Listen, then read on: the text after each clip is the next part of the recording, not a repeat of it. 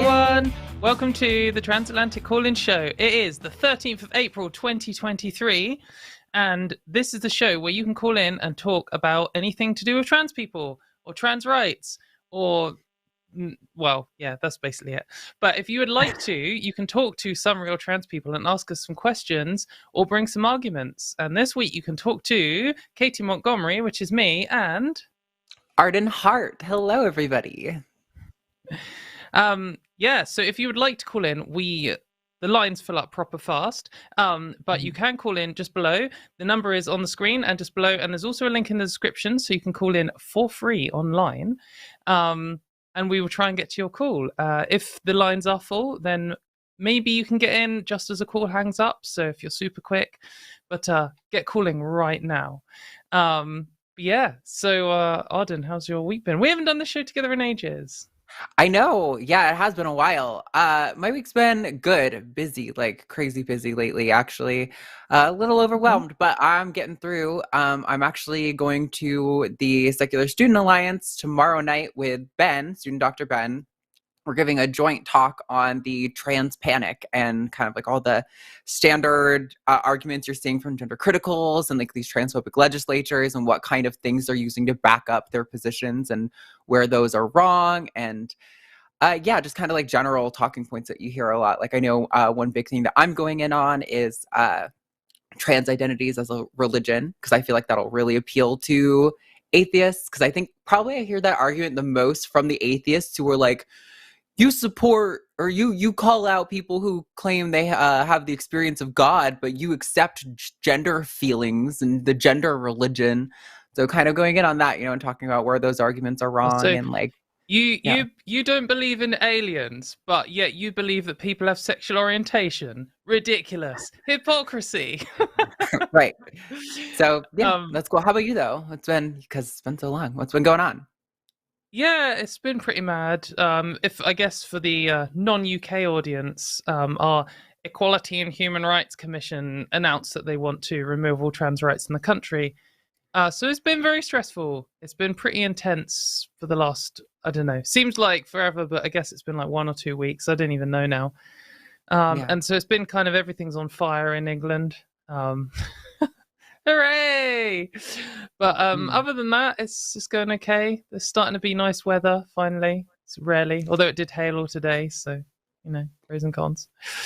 But yeah, it's been a good time. I'm excited to do the show together and talk to some of these excellent callers and maybe some less excellent ones. We'll see. But also, for anyone who doesn't know, if you would like to, you can send in a super chat for $5 or more, and we will read it out at the end. And we like to do a fun little game. And basically, if you do a hashtag Team Katy, and then I get the most votes, then I'm the best. And that's really good. And that's usually how it goes, because, Stinky Arden. No. You got to vote for hashtag Team Arden, $5 super chats or more. Got to have the hashtag and tell us what team you're voting for. But yes. And we sometimes have a forfeit, and usually when Jimmy's producing, he demands that I come up with a forfeit 3 minutes to the end of the show before. But I don't know what to do as a forfeit. Like, if you can think of a good thing for Arden to have to do when she loses this battle, then you should super chat that in, and then she'll just have to do it. So it's the cheapest way to get Arden to do something. Bullshit. Yeah, we haven't decided on a punishment, I guess. So we got to think about that while the show's going. And if you guys have any ideas in chat, please give them to us, because usually we would do this beforehand, but I think we were both probably been pretty busy the past week, so had no time to sort that out. So yes. Anyway, so we usually do polls here at the beginning of the show to talk about just kind of current events and stuff. So last week's poll was, which major beverage brand should we steal from the right next? Your options were Coke or Pepsi, and man, Coke kicked some ass.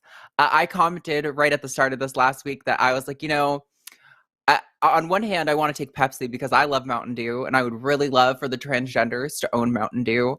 But I feel like Coke is more broadly accepted, and I want to hit them where it hurts. So I think Coke is the right option. If we took Mountain Dew, I mean, this is probably a reference that I'm not educated enough to make because I'm not a gamer, and also I've never had Mountain Dew. But I feel like if the transgenders stole Mountain Dew from the gamers TM, there might be a full scale war. So maybe that's a bit dangerous.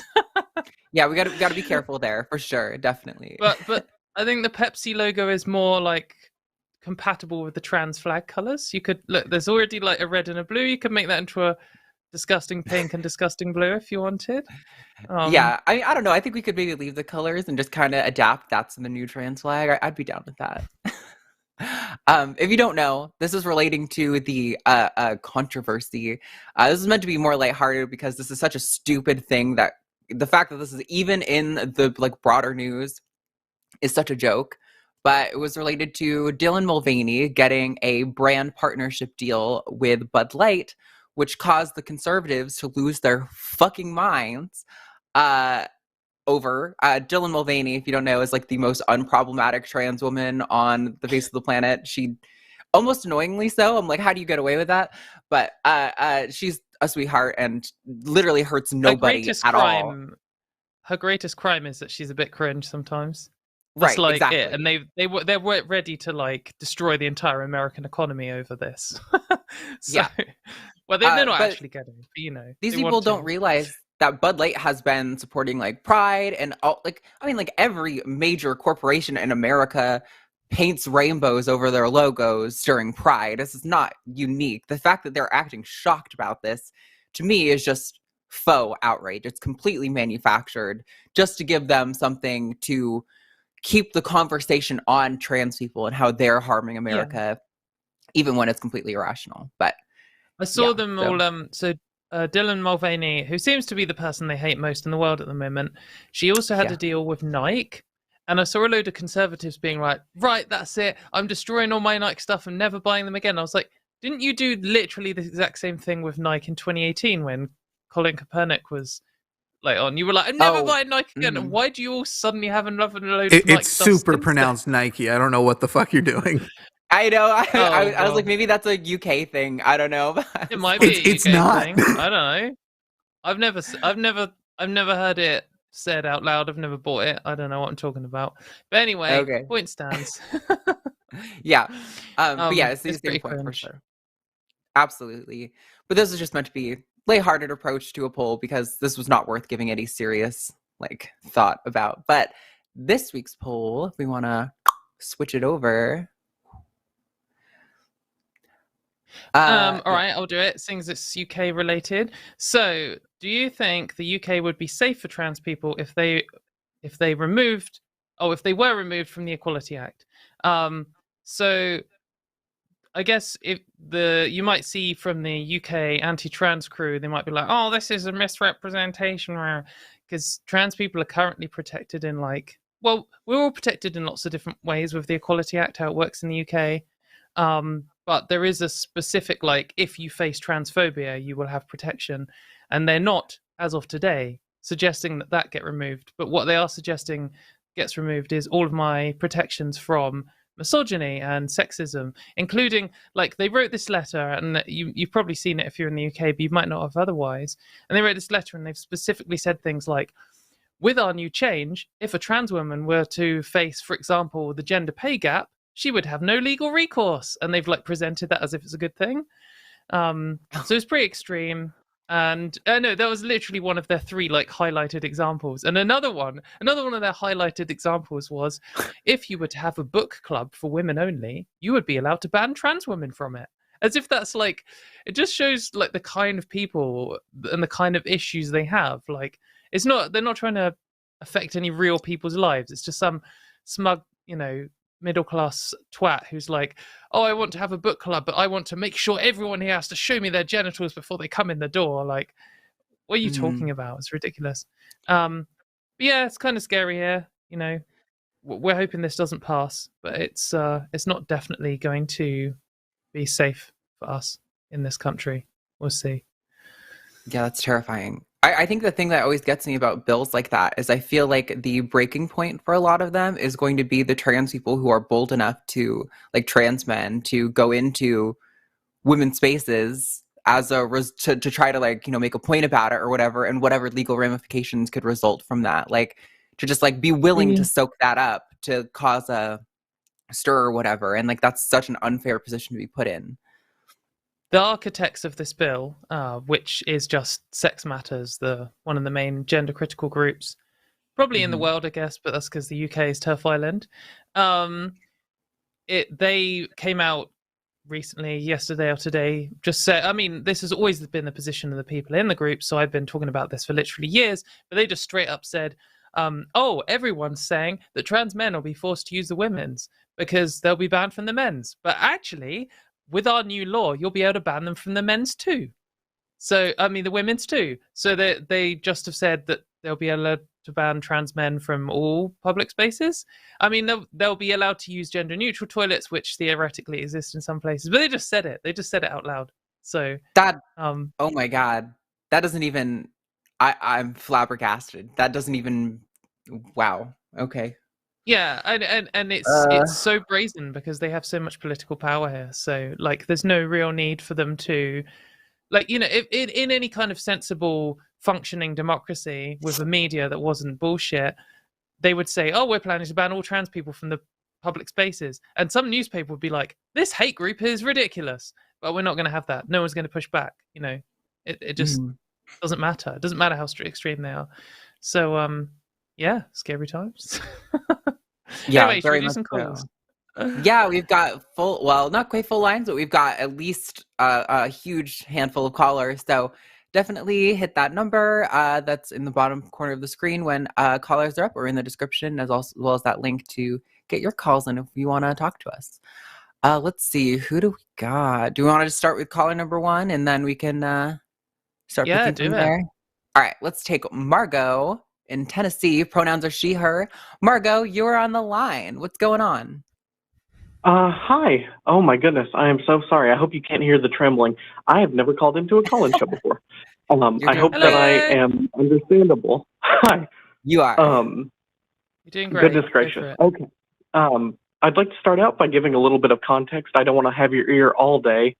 But I live, you probably saw from the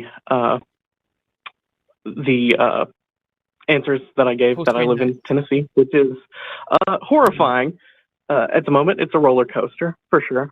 And I am currently basically fully like closeted to myself, my partner, my girlfriend, I should say, and like a couple of my friends who happen to be trans. I am.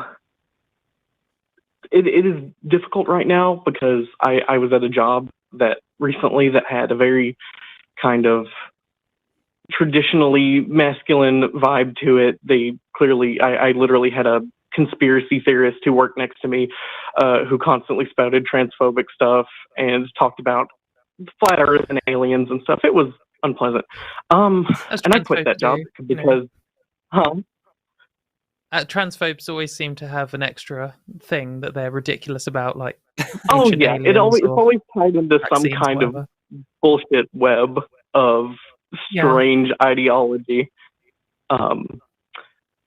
But I'm kind of looking for a new job, masculine presenting right now. I haven't made any steps to transition or anything.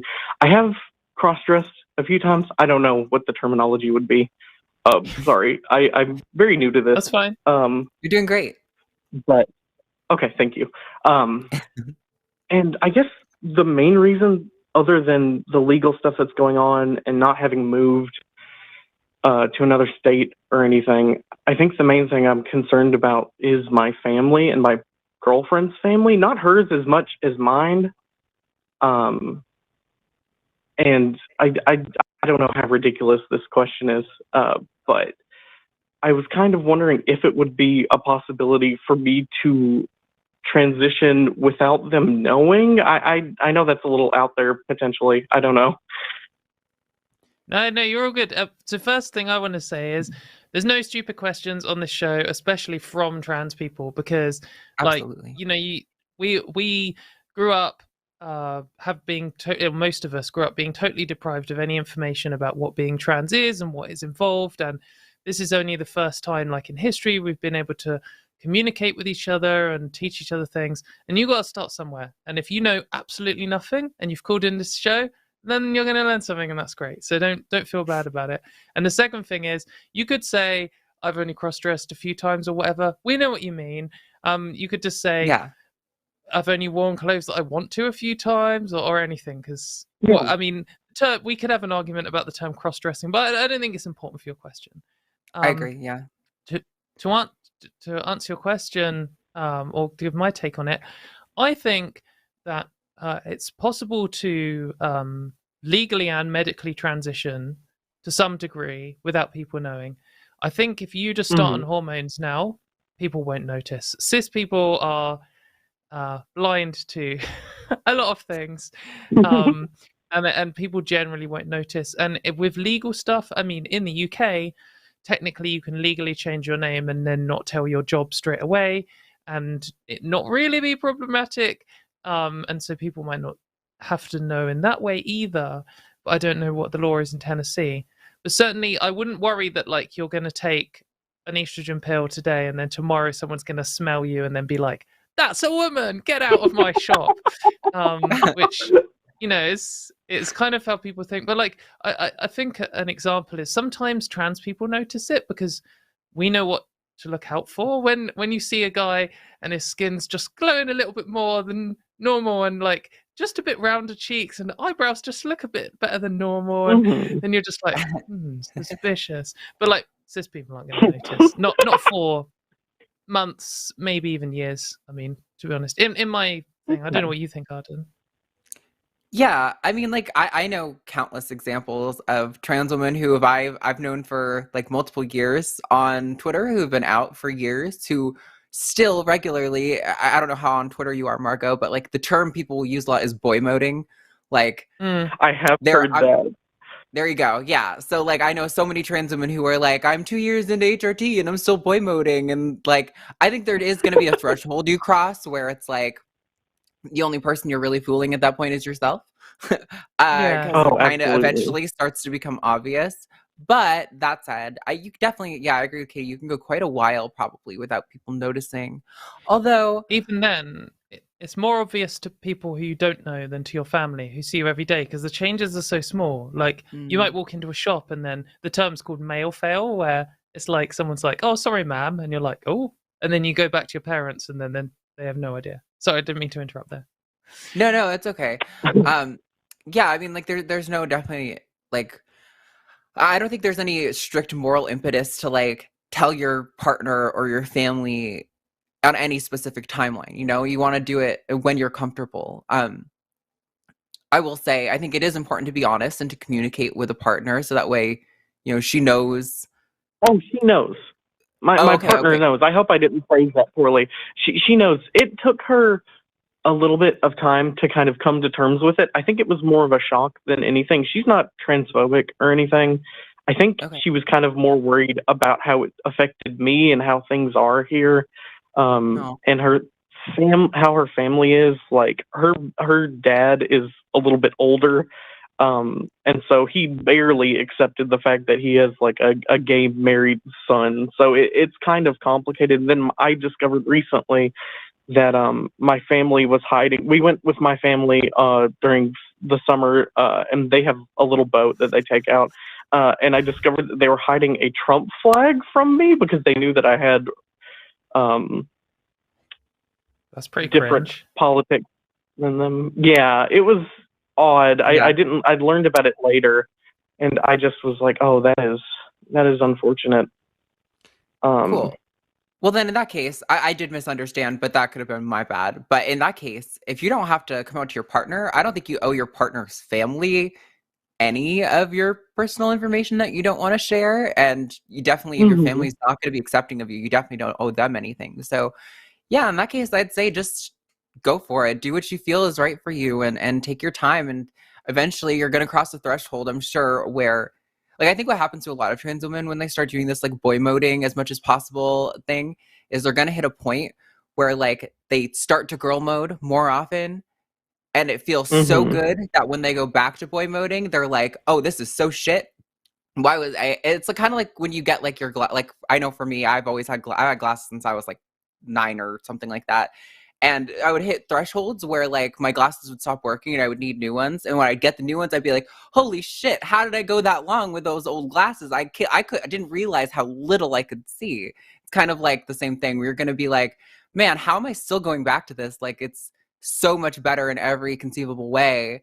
Aside, like, obviously discrimination and things like that are terrible, but and how you feel about your own life, I think it's going to change so dramatically that you'll probably hit a point where you just decide that is, you know, there's no more of that for me. And you'll have to probably start talking to all those family members about that then. But really, it's just how you feel and the timeline that you think is right for you. There's no rules or right or wrong ways. I don't think there's like an ethical like dilemma that you're facing by not telling people what stage of transition you're at. Like, that is totally within your rights to keep that to yourself. I mean, kind of a parallel. I went out to some LGBT society a couple of years ago and met with this man, and he had been married.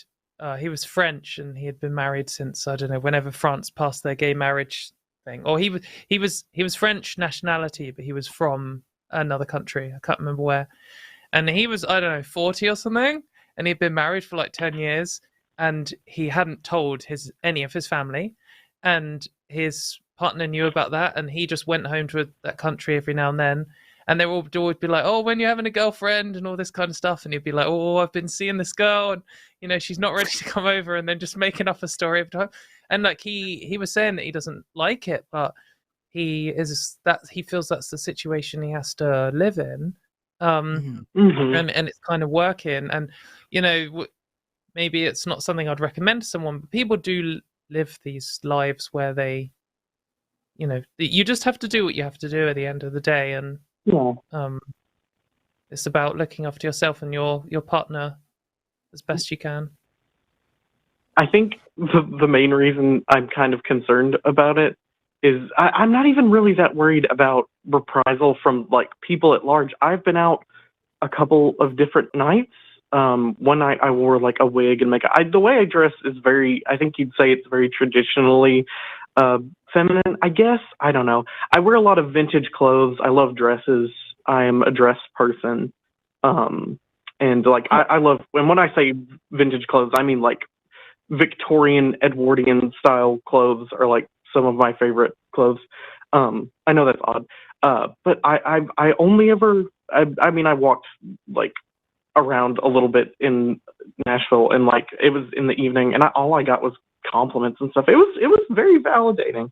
But I know that's kind of a harder sort of presentation to hide, I guess, to like transition back and forth from like, oh, well, now I am presenting as a man, and now I'm presenting as a woman, but my woman is like, you know, a Gibson girl from the cover of a magazine from like 1900.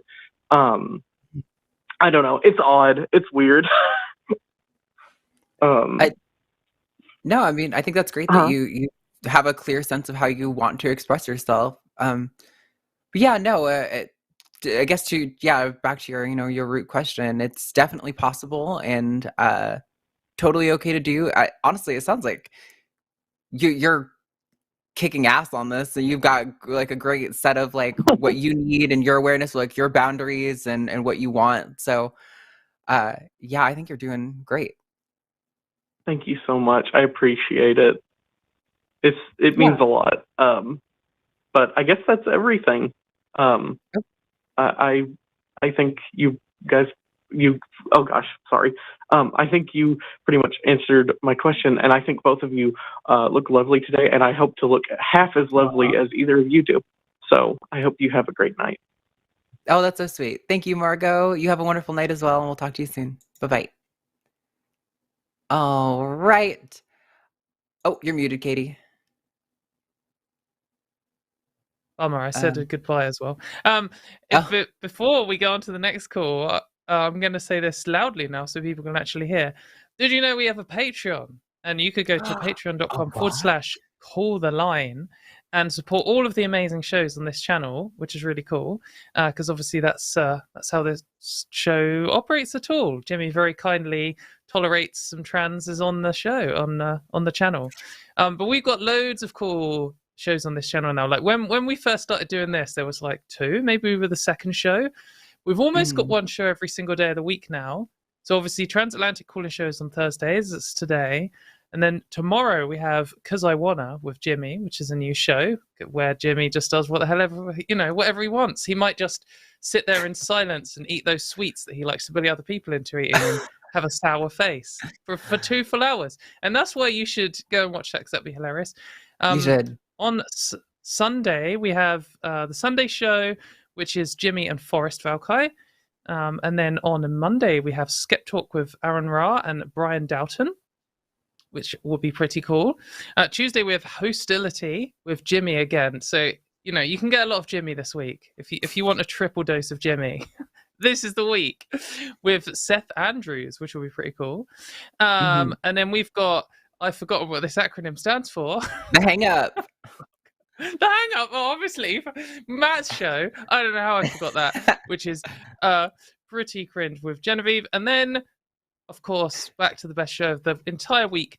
Next week, Transatlantic Calling Show will be me and Ben. So that's a cool week of stuff to do. There's not one single evening if you're in the UK, or afternoon or evening, I don't know, when your other shows are on, when you don't have something to do. So come hang out. I'd like to hear you pronounce the abbreviation for the hang up. Thup. Thup. It's like saying sup, but with like you bit your tongue. Thup. A lisp. Thup. Yeah.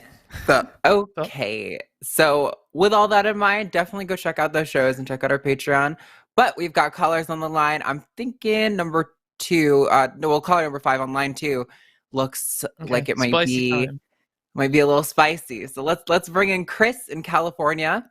Pronouns are he, him. Chris, you're on the line. What's going on? Hi, good afternoon, y'all. How are you doing? Good, thanks. How are you? And what's your question this week? Yeah, well, I have a couple questions, really. I'll try to keep it as concise as possible. I really struggle with that. I apologize. But I'm really of, 2 minds perhaps about this. Just as background, I am a gay man, and I'm also also Marxist. So I really value, critically analyzing things, even though, I would consider myself quite supportive of trans rights, but I feel like we need to critically analyze everything. And there are some things that give me pause and that I have concerns and questions about, and maybe I'm just not considering, all the perspectives I could have. So that's why I figured I'd call in. But the question is, this is a skeptic channel. This is a skeptic channel, so the whole point is critically analyzing everything, really. I mean, me and Arden would say that we came to our positions on trans rights by being skeptics. So I think it's a good way to approach the world. So yeah, go for it. Yeah, so I mean, part of this I'm thinking about my own experiences, and I did see a video last night that kind of corresponds with this from a gay man from the UK that was talking about, growing up, I sometimes wear dresses. I think one time he said he wore, traditionally female clothing for a year or something like that, but he also said we should let, kids be kids, and instead of pushing them on a path towards medicalization, right? And hormones and whatnot, leading to surgeries, wouldn't it be better to just kind of let them figure out their situation when they're young, right?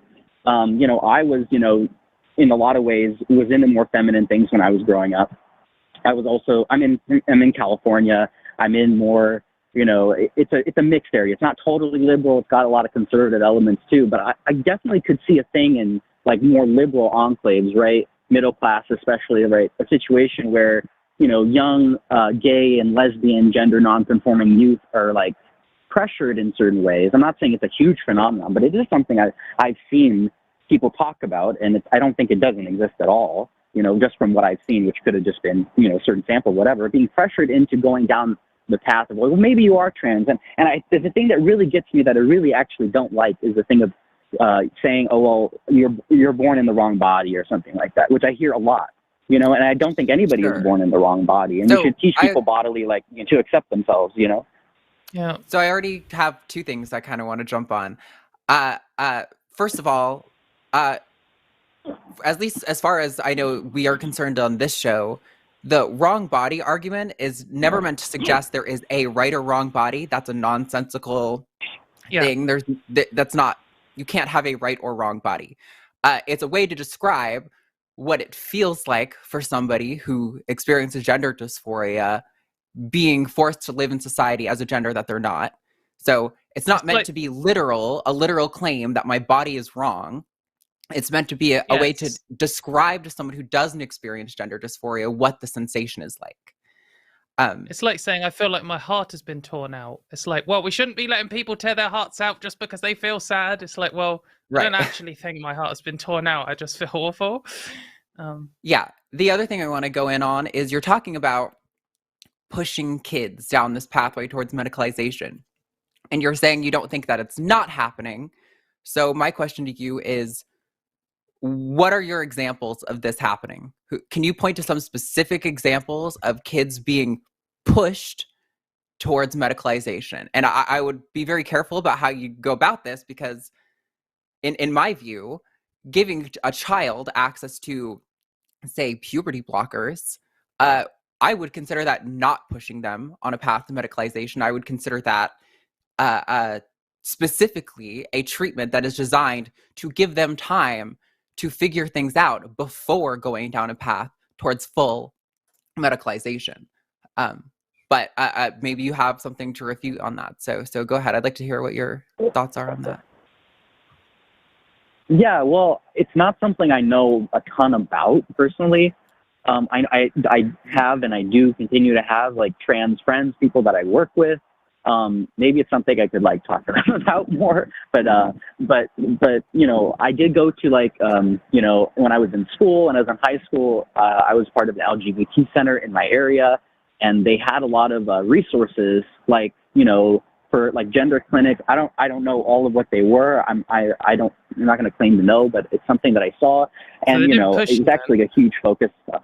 It was a huge focus of the center, you know, and it wasn't like a whole lot of things that actually were super pertaining to other aspects of the LGBT like community. Actually, there wasn't like, oh, we have a lesbian night or something, but it's just like this kind of in liberal areas, you know, it's like overwhelming focus on the trans thing, and then, you know, which I understand there's a certain need, and we need to protect, you know, trans rights when they're under attack and all that. But it is kind of everywhere now. So, and I can see a situation where, sorry. Is this I you know, of course, people are talking about trans people at the moment, and lots of cis people have totally lost their minds over it. Both on all everyone with every single opinion wants to say they're stupid idea. Not you. I mean, just in general. But this, I find this kind of being pushed narrative, like almost, I mean, well, yeah, I'm just going to say it. I think it's completely ludicrous, because, I mean, the struggle that people have to go through to even come out to their parents or to access any kind of treatment at all. Not like, we're not talking about surgery, but like trying to access something like therapy or even find a doctor that accepts trans people at all is such a ridiculous struggle that I don't think a child could do it on their own at all. You know, unless they were, you know, very mature 16-year-old who has already been kicked out of the home for some other reason and has had to, you know, grow up faster than most. And then, you know, to have to, but in my experience talking to parents of trans kids, it's usually this constant battle where in most cases both parents are fully spending all of their free time and just fighting for their child to have like basic access to even just therapy and things. And then when people say, oh, people are being sort of pushed down this pathway, I'm like, well, what are you talking about? Like, this pathway is just like, it's like some kind of gladiator gauntlet where every step you take, someone hits you with a big, like, inflatable baton and tries to push you back to the start.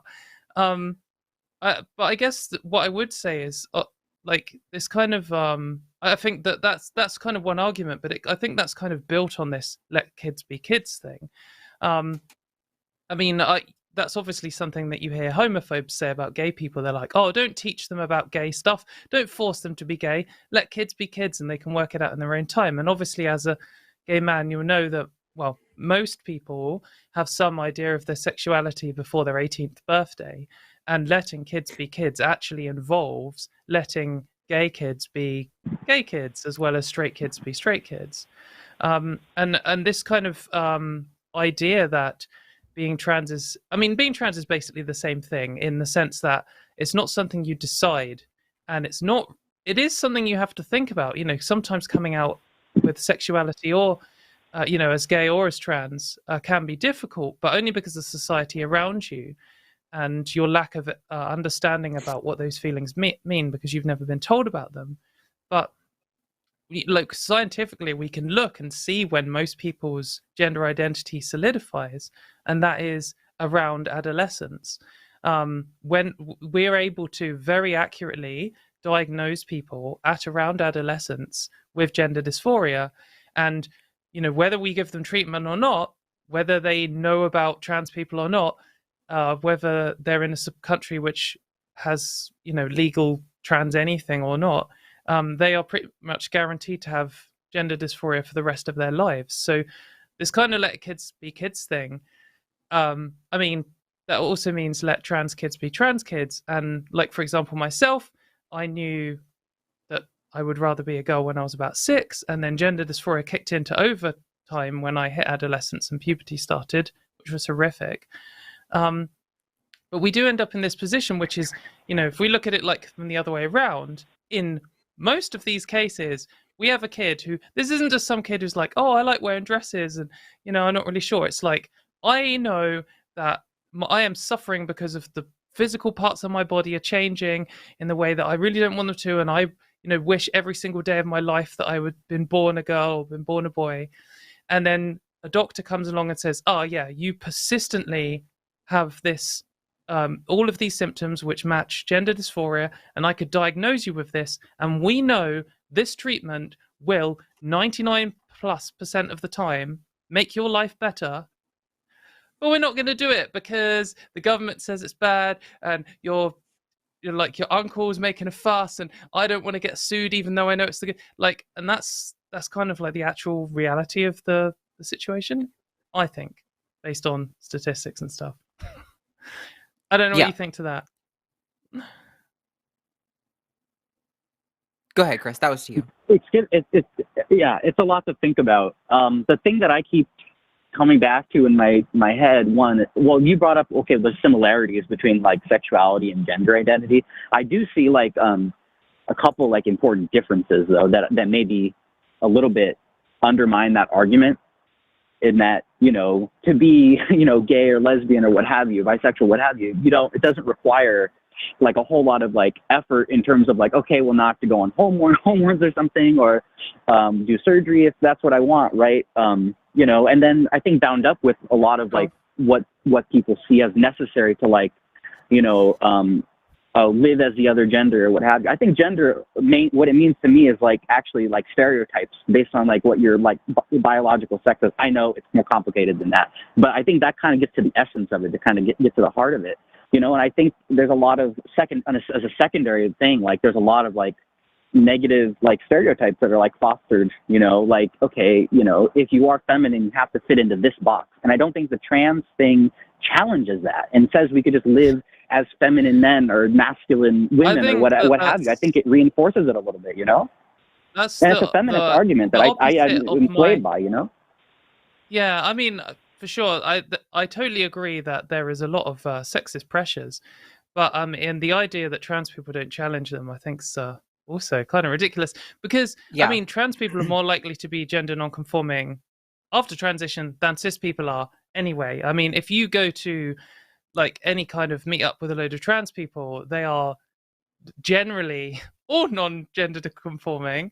I mean, in my experience, that's very common. And statistically also when you do polls on this kind of stuff. But also the the idea, because obviously me and Arden are both fairly stereotypically feminine presenting, and you could look at us and draw this conclusion and be like, oh well, they just both wanted to wear dresses, and so therefore they spent thousands of pounds of their own money on surgery for their genitals and stuff. Like, I don't really feel that follows, because the gender dysphoria I experienced the most was of my body and nothing to do with my interests. And actually I have a mix of masculine and feminine interests that I've had for my entire life. But the thing is that the part of the reason why any trans person presents the way they do in society is the same reason a lot of cis people do, which is your life is easier if you conform to gender stereotypes. I already experience so much bullshit transphobia just in day-to-day life, but also like in terms of laws and like going through various processes and, you know, trying to get healthcare. And the reality is, if I turn up to my doctor or to the courtroom or, you know, to my work or whatever, and I am wearing a dress and I have light makeup on and I've done my hair nice, they are more likely to give me the human rights, healthcare, like respect that I need to live. And that conditions not just me, but all trans people to kind of fit into these boxes, which cis people made up, by the way. I think there's this kind of idea that there are some people who are born naturally feminine and there are some people who are born naturally masculine. And then there were like naturally masculine and feminine interests. And then they're like, oh, but I am a man and I like the feminine ones. So the only thing I can do is transition. But like, I just don't think I've ever, apart from people like Blair White and other sort of true trans conservative knobheads, like every single trans person I know thinks that gender roles are a total load of bullshit and constantly rail on them. And I feel like we're more acutely aware of that than anyone else, because as soon as you do something, people start saying you're not really trans. Like people tell me I'm not really trans because I play the guitar. Like all of this kind of stuff all the time. And I just know that it's all bullshit. And it's something that I like passionately argue against all the time. And then people are like, oh yeah, but you have long hair, therefore the only reason that you went and like changed your genitals was because you like long hair. I don't know. I just don't think it stands up. Auden, do you think? Am I going off? No, and kind of to like reiterate your point, I think there are like so many examples of places where we'll see like a viral instance of like a say like a cis man, right, who likes to, or a boy who wants to wear dresses and things like this, right? And overwhelmingly, the people who come out to criticize that are gender criticals and conservatives who are saying they're just trying to trans this boy, they're trying to make him transgender. And overwhelmingly, I see the people who come out to defend the right of cis men and boys to be feminine are trans and gender diverse people who are saying, no, fuck that. If the kid is trans, cool, then great, good for that kid. Clearly they have a supportive parent. But at the baseline, that boy should be allowed to wear a dress and go to school wearing a dress and pink nail polish and long hair and whatever he wants that makes him comfortable. I am absolutely for abolishing like gender norms and expectations for all people. The degree of femininity or masculinity that a kid displays, gay or straight, has nothing to do with whether or not they're trans. And trans kids can tell you that. Like trans, like Katie was saying earlier, like most of us know from a very young age what our gender identity is, irrespective of our gender presentation or our likes or interests. Yeah, and I just got an example from the UK, from the turf wars. We had this situation where there was some, you know, prominent trans kid, I can't actually remember who it was, and all the gender criticals and the conservatives were being like, oh, they're just being forced down the trans pathway because they like dresses and you're just forcing them to do this, the trans people are wrong. And then like a month later, this company did an advert with a boy in it, and he was a cis boy, the actor, and he like in this advert put on makeup, put on a dress and went around the house, and it was an advert for like car insurance or whatever. And literally the exact same battle lines had just been arguing about this trans kid, just moved up and argued about this new things. All the people who had just been saying, oh, they're forced transing someone, they should be able to do what they want, were like, this is unacceptable. We can't show an advert with a boy in a dress. This is disgusting. It should be banned. And all the trans people were like, good for him. In fact, that was like the comment that I said, and then I got a huge pile-on, and they were like, "You shouldn't be indoctrinating people into." And I just don't think, in actual real life, trans people are themselves under the impression that being trans is about gender roles, and also that they would preach that to other people. I don't know, also, Chris, what do you think to that? Well, I think those are like a lot of good points, and it's giving me a lot to think about. You know, I do think it is really difficult to like totally obviously not totally separating them, but to separate the questions of like gender roles sex, gender identity, whatever, whatever it is. It's still fuzzy to me exactly what gender identity is. I think they're fuzzy concepts. What's they are that? fuzzy concepts. They're fuzzy concepts. Like, they don't have strict edges. Everyone likes to say sex is different to gender, but then, like, that's a whole argument that we can have. They're not orthogonal anyway. But Right. Yeah. So, I mean, that's basically all I had to say. I mean, I care about, the well-being of, like, LGBT young people in general, gender nonconforming. So my comments are coming from a place of, like, wanting to see people not harmed in general. And so, sure. So I just hope that came across in what I was, like, trying to say, and it's mainly questions that I have, because I and I need to get more data and all that. So, I mean, I appreciate you talking through these things for a lot. Yeah. Sorry, Alden, did you want to say one more thing? Yeah, I was just going to say, to put a cap on that and respond to that, if you really care about reducing harm to the LGBT community, and including trans people, the evidence overwhelmingly shows that giving trans people the acceptance and freedom to explore their gender and to access gender-affirming care, whether that's just social, cutting your hair and changing your name, or if it's medicinal, like getting puberty blockers when the time is right, decided between you and your doctor. Those are the things that the evidence shows overwhelmingly are the best for trans healthcare. So definitely look into that and call back if you have any other questions. And my closing thought, Chris, is you said you didn't really know what gender identity is. Well, I think the easiest way to explain it to someone is if, for some reason, maybe it was the side effect of a treatment you needed, say for, some serious medical condition you have.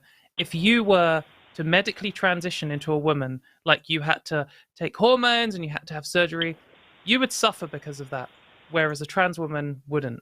And that's, like, the clearest example. You would get gender dysphoria, and for them it would reduce.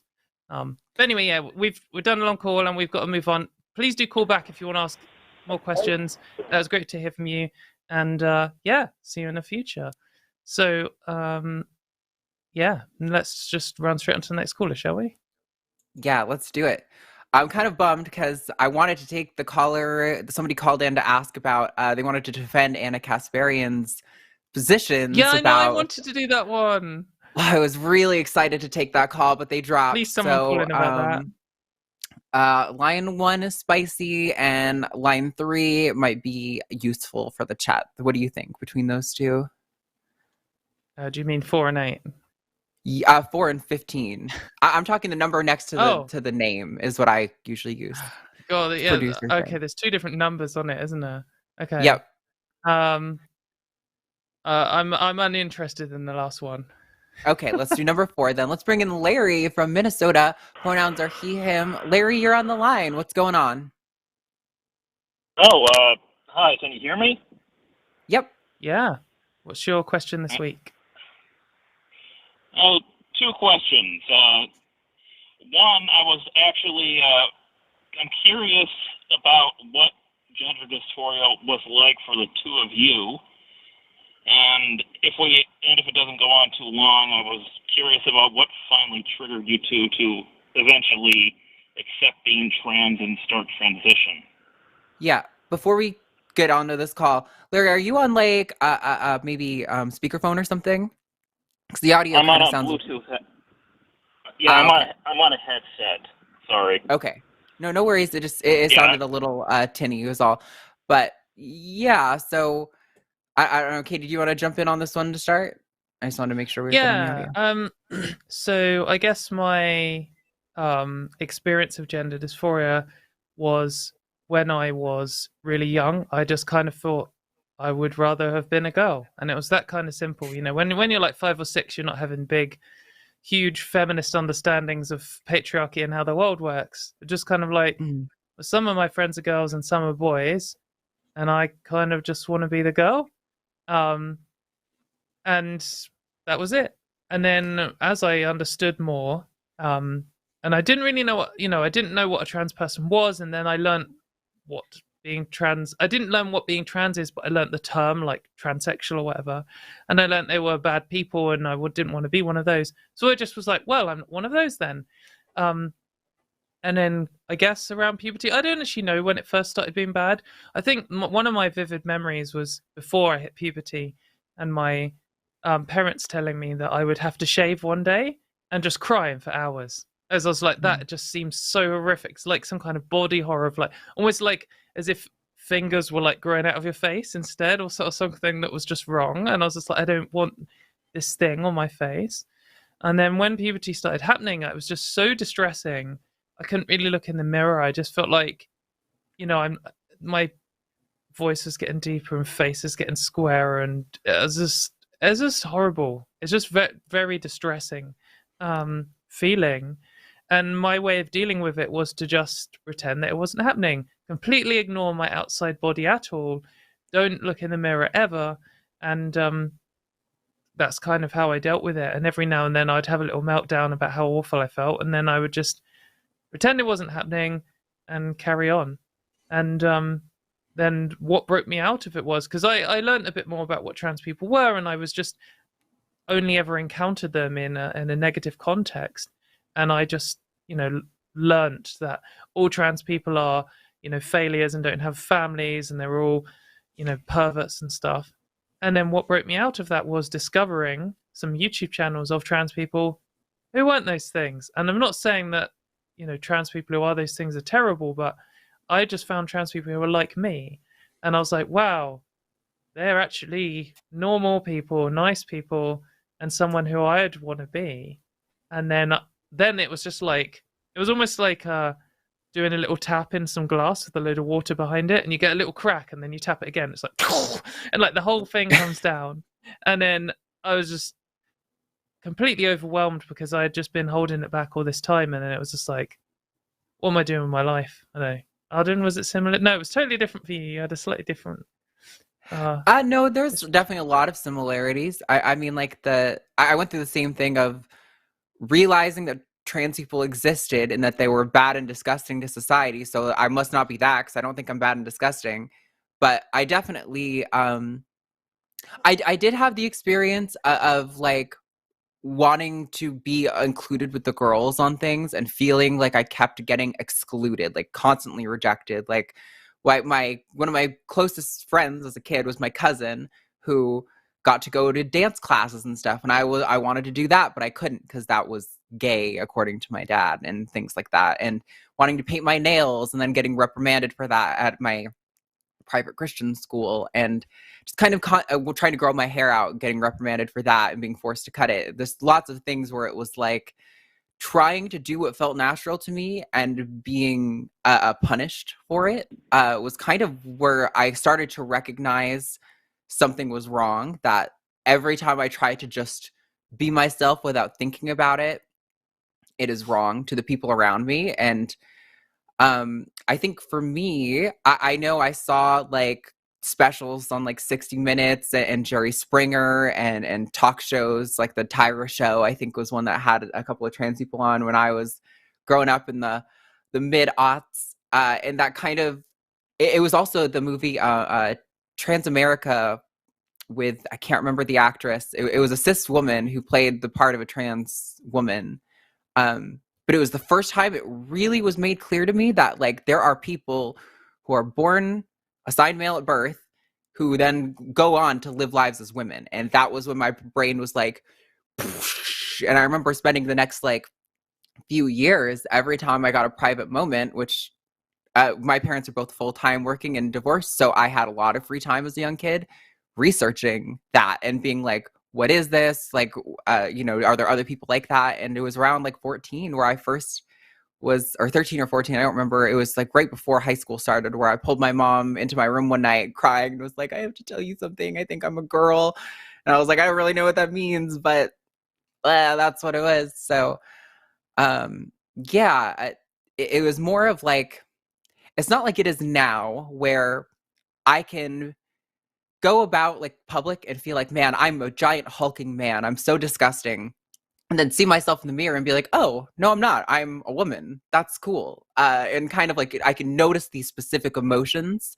As a kid, it was more like you don't really have that level of critical introspection, the like metacognitive analysis. It's more of just like, wow, why is it that every time I just try to do things, I feel like I'm in trouble, or like I'm disappointing people, or like I'm like shocking people's expectations. It's just feeling like every time you try to do something, it was wrong. At least that's what it was like for me. And yeah, and similar to Katie, like I said, it was just once those walls started to break down, I realized it was something I could do. It kind of became all I could think about until I got to where I am now as a transitioned adult woman, where I'm like, oh, this is just a life that I can live and doesn't affect anyone else. Does that answer your question? Or did you have more? Yeah, similar story to me, just add in autism and a lot less self-honesty. Mm-hmm. There was a lot of denial for me. Yeah, for sure. Yeah, it took me somehow, it took me until literally this January to break out of denial, and what it took was hearing a beautiful British woman list symptoms of gender dysphoria, which might as well have been my life story. And that only happened, and it only works because I was already at my lowest point in years, because I read a very upsetting book about the Cold War. Oh, sorry to hear that. Interesting. Yeah. It ended up being a positive experience. It had to happen. It had to happen eventually. Sure. Yeah. Yeah, I mean, I think that's one of my feelings of it, and another thing that kind of pushed me to act was it kind of felt inevitable. Like there was, when I say there was denial, I mean I used to constantly be imagining these situations where, for some reason, I had to be a woman. Like, oh, I got abducted by aliens, and they were like, oh, we've broken your body, we have to put you in a different one that we've grown in a lab. Oh no, we've only got female ones left. Oh no, what's going to happen? And all these kind of things. And then I'm like, what the fuck are you doing, you absolute dickhead? You're wasting your life. You can never do this. This is bad. And then I'd like tell myself off for it and try and change my mind and go off and do something else. And then I would start thinking about some other ridiculous scenario. And it's if anything, coming out has freed up my mind a lot, because I no longer waste time thinking up stupid scenarios where if I had a time machine and then yeah. Oh my God, that's so relatable. I used to pray as a kid all the time. I was like, too. God, if you can let me wake up tomorrow as a girl, live an entire life as a girl, and then when I die, I can wake up back in this moment, I will be like the most devout Christian boy ever. If you just let me do that. I would pray that literally all the fucking time. And it is like one of those things that should be really obvious to you. Like, oh, I'm definitely, if I'm doing that, I'm obviously not like a normal cis boy.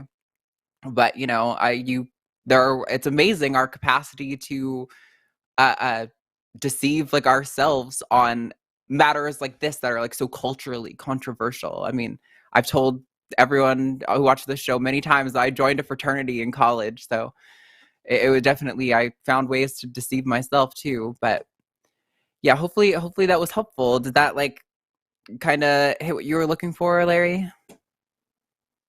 Actually, to tell you the truth, it's pretty much like I just heard exact descriptions of my own coping mechanisms for the last 25 years, repeated twice. Well, there you go. That should definitely be helpful then, hopefully, in helping you figure things out for yourself. We do have. Sorry. Yeah, I am already on HRT, and it is the best antidepressant regimen I have ever tried. Yeah, sure. I'm definitely glad to hear that, and that sounds right up the alley of, I think, a lot of trans people's experience with getting access to affirming care. But that said, Larry, we do have 4 other calls and only a limited time to get to them, so we're probably gonna have to move on to those calls. Thanks for calling, Larry. Thank you so much. Yeah, thanks for. Yep. Bye. Bye. All right. Right. So who are we going to take? We could do 15/1 if that's the one you wanted to do. Sure. Let's get into it. I'm gonna pull up my britches. All right. Nick in New Jersey. Pronouns are he, him. You are on the line. What do you got for us today? Holy crap! Holy crap! I'm sorry. I've tried to call into the show for months now, and I could never get in when I actually had a question in mind. And now that I just went on YouTube and found, they're on the line, let me try to get on, I didn't actually have a question, so I had to do my best at some type of let me just whatever Matt Walsh says, whatever that is, something.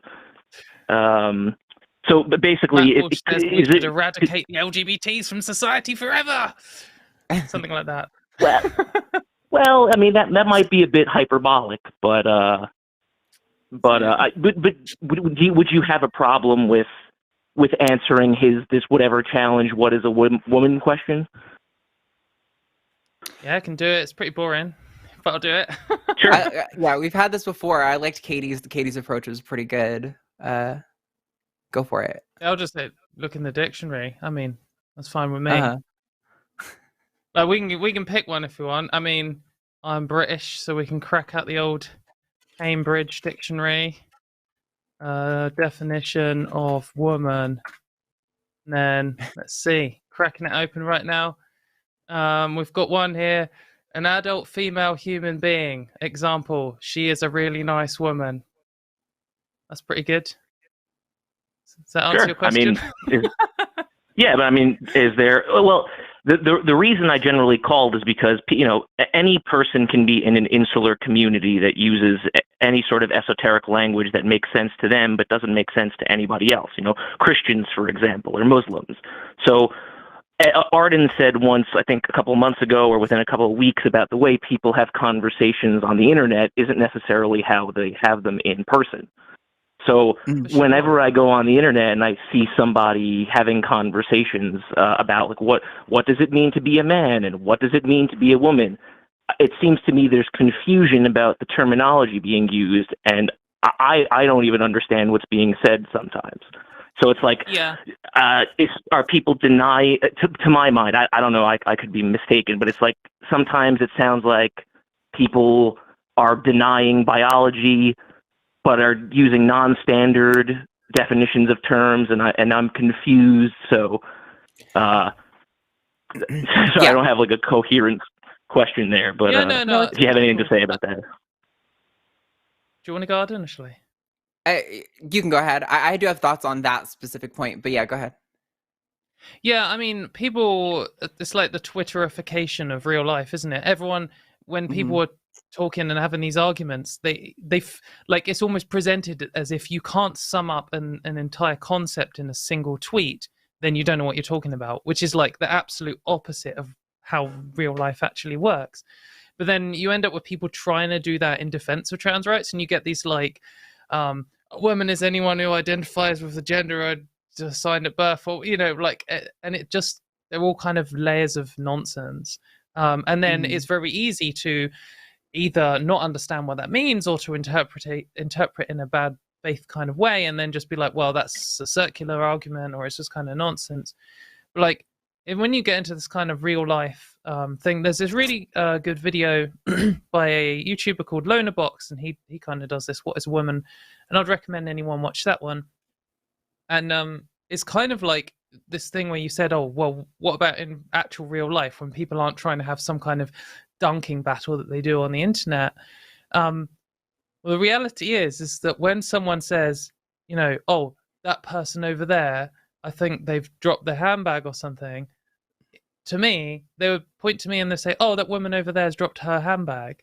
And they've recognized me as a woman, and in their mind, that's, I fitted the description. And the only way to really define these things is to point at a load of examples and say, well, that's a woman, and that's a woman, and that's a woman, and that isn't a woman, and that isn't a woman, and that isn't a woman. And for sure, we're all going to disagree on, some examples. And that's true for anything, because like, if you try and come up with a strict definition, and like the classic example, maybe you've heard it before, is when someone says, well, can you define the word chair so that every single chair is covered by the definition and every single non-chair isn't? And the reality is, like, people have done fucking centuries of philosophy on this. No, you cannot do that. It's not, it's not a thing you can do. What you can do is you can point at a chair and be like, that is a chair. And you can point at like the sea and you can be like, that is not a chair. And that is a good way of explaining it to people. And then you might have something where you like, that is a chair, and someone's like, no, it's not. It's a piece of art. Or no, that's a table with a back, or something like that. And the reality is there isn't like an objective definition. It's like an understanding we have shared across all people. But then you might be like, yeah, but isn't there some kind of biology aspect to this? And I mean, for sure, like one of the most important things to recognize as a feminist is that one of the most fundamental parts of oppression against women, and one of the reasons why in society, at times women have even just been considered property, is because of generally women as a group's capacity to give birth, and how it kind of incapacitates them for some time around either side of giving birth. And often traditionally could even end their life. And that, that is a reality, and that is part of, at least, or entirely in some people's opinion, where like the control of women comes from, as patriarchy.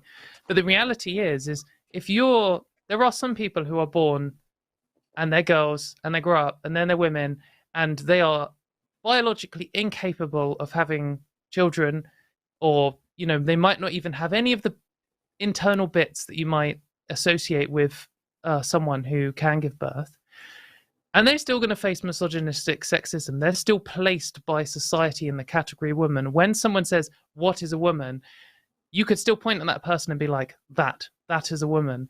And that's because these definitions that people have fuzzy edges. So they're going to be included in this. And the only reason I really care is like if this person we're talking about, or this object, is facing some kind of bullshit oppression for who they are, and it's ruining their life, then I want to stop that. And then we can go, oh, well, it looks like sexism, which always looks like this, and be like, oh, well, there you go. Now that's the force that we got to combat. And in order to do that, we need to understand it, et cetera, et cetera. And that's kind of where everything builds up from this.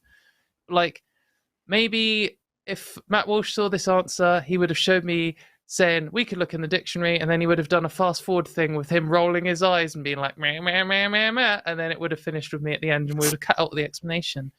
But the reality is, like, I'm happy with the dictionary. If he's not happy with the dictionary, then maybe he can tell me why, and he won't be able to, because he doesn't have a definition of woman. That's like part of the rhetorical trick, is he doesn't have an answer either. So, well, I'm sure he does have an answer. I'm sorry. I was going to say, he'll say adult, human, female, and then I'll say, what do those three words mean? And then he'll say something stupid, and then I'll be like, lol, so you don't have an answer, and then he'll change the subject. Right. Like, that's how it always works with all of it. I think the problem is that, like, when gender criticals are asking this question, they're specifically trying to put you in a situation where they're pretending that, like, the definitions of words are prescriptive rather than descriptive. So they're like, if you're calling this person a woman, defined by God. Yes, it must be necessarily defined by the laws of nature to be these three things: adult, human, female. And those things, are just so obviously what they've always been traditionally thought to be, right? But they resist any attempt to acknowledge that words are descriptive. They're just how we use them. And for most trans women, just operating in society, I think, like Katie pointed out, most people aren't going to be like, that woman over there, well, I think she's a woman. Let me go test her chromosomes to be sure, or inspect her, internal anatomy to make sure. No, of course not. Like I think it's fair to say that traditionally it was associated with like the female sex, or like the traits of femininity that are were built up over time, reified culturally. But clearly we're referring broadly to like a social class of people. Would it be nice if there was like a catchy, snappy way to always snap back at them? Sure. But I think the reality of pointing out that their definitions are inherently flawed goes more to say that, like, there's no way you're going to have like a satisfying word description that, like Katie's pointed out, like set theory is going to include all the things that belong in it and exclude only the things that don't belong in it. Like there's always going to be exceptions in every case. And you can have a snappy argument, because they'll be like, define woman, and you're like, you first, and then they say adult human female, and you're like, what's the definition of an adult? And then if they say 18, you'd be like, well, it's 21 in some US states, so they objectively wrong. And they'll be like, well, no, okay, then it's biological. The definition of a woman is biological, we're told. So what's the biological definition of an adult? Suddenly, it's really fucking grim, because they're going to say something like sexual maturity. And you're saying, so are you telling me that some like 9-year-old girls are adults? Because that isn't true, and that has some pretty dark implications very quickly.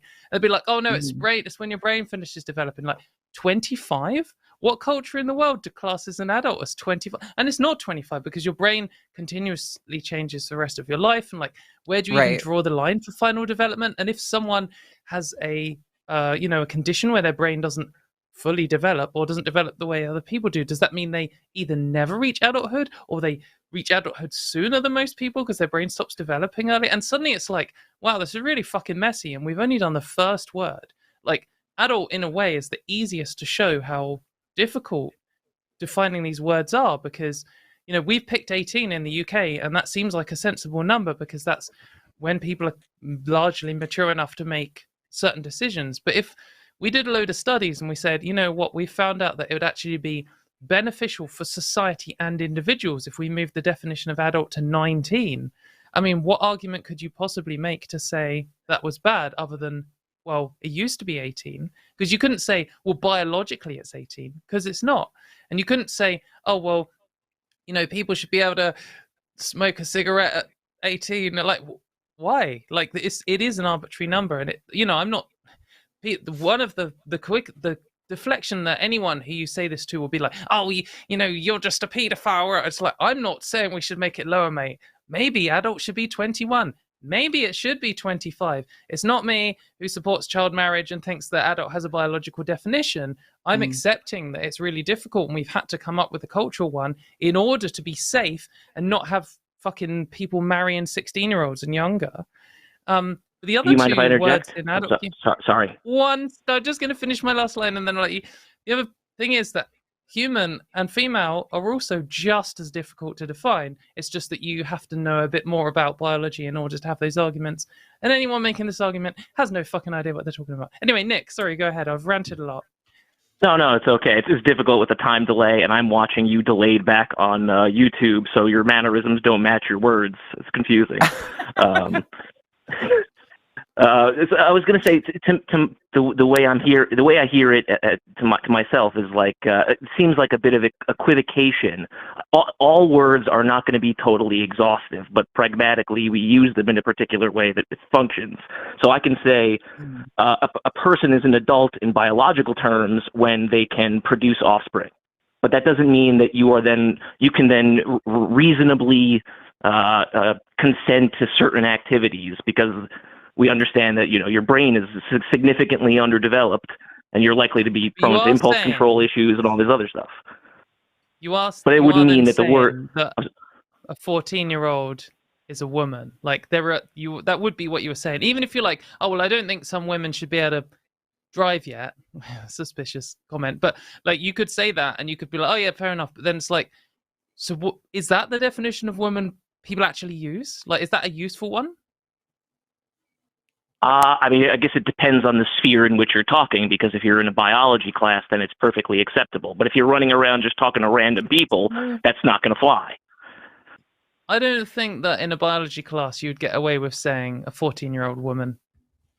You might not say woman, but you would say mature, like in terms of the ability to produce offspring. Say capable of reproducing. I was going to say sexual reproduction, reaching sexual maturity would be separate from reaching like, what we might consider like psychological maturity or something, like the capacity to becoming an adult, fully consent to like sex or to with other adults, or driving a car or smoking or joining the military. Like all these different things that we've determined require some degree of psychological development. yeah, it's But they definitely. don't have to. The thing is, those things don't have to be tied to an adult. You could say an adult is someone when someone turns 18. However, we're going to make it so you can't drink, smoke, drive, join the army, or anything until you're 20. Like you could do that as a society if you wanted to, and then we could just completely decouple those things. I mean, there's no reason why it has to be, the definition of an adult matches up with the day you can drive. And in fact, in the UK, that's not the case. You can drive when you're 17 and you're an adult when you're 18, when you are 18. But then, like, what are we actually using this word woman for? I mean, the whole point in this argument, the only reason anyone argues this is because they want to say trans women are men. That's literally the whole point of this. It's the only reason Matt Walsh says it. And he thinks he's got a little dunk. That's because he's too stupid to have looked past literally the first step of his argument. But like, if you want to say trans women are men and you believe in souls or demons or whatever he believes in, okay, cool. But the reality is that when we're doing something like law, the reason we want to know who's a woman or girl is because we want to build up protections for them against misogynistic sexism and sexual assault and that kind of thing. And trans women face those things. So it makes sense in law for them to be included in those protections. And when we have things like healthcare and we're trying to communicate things to people, we could say, and this is we were hoping for someone to call in about this, you could say everyone with breasts needs breast cancer screenings. And that is technically true. Or you could say women needs breast cancer screenings, and then some trans men might be like, does that include me? And then you could say only biological females need breast cancer screenings, but then that's just false because trans women also do.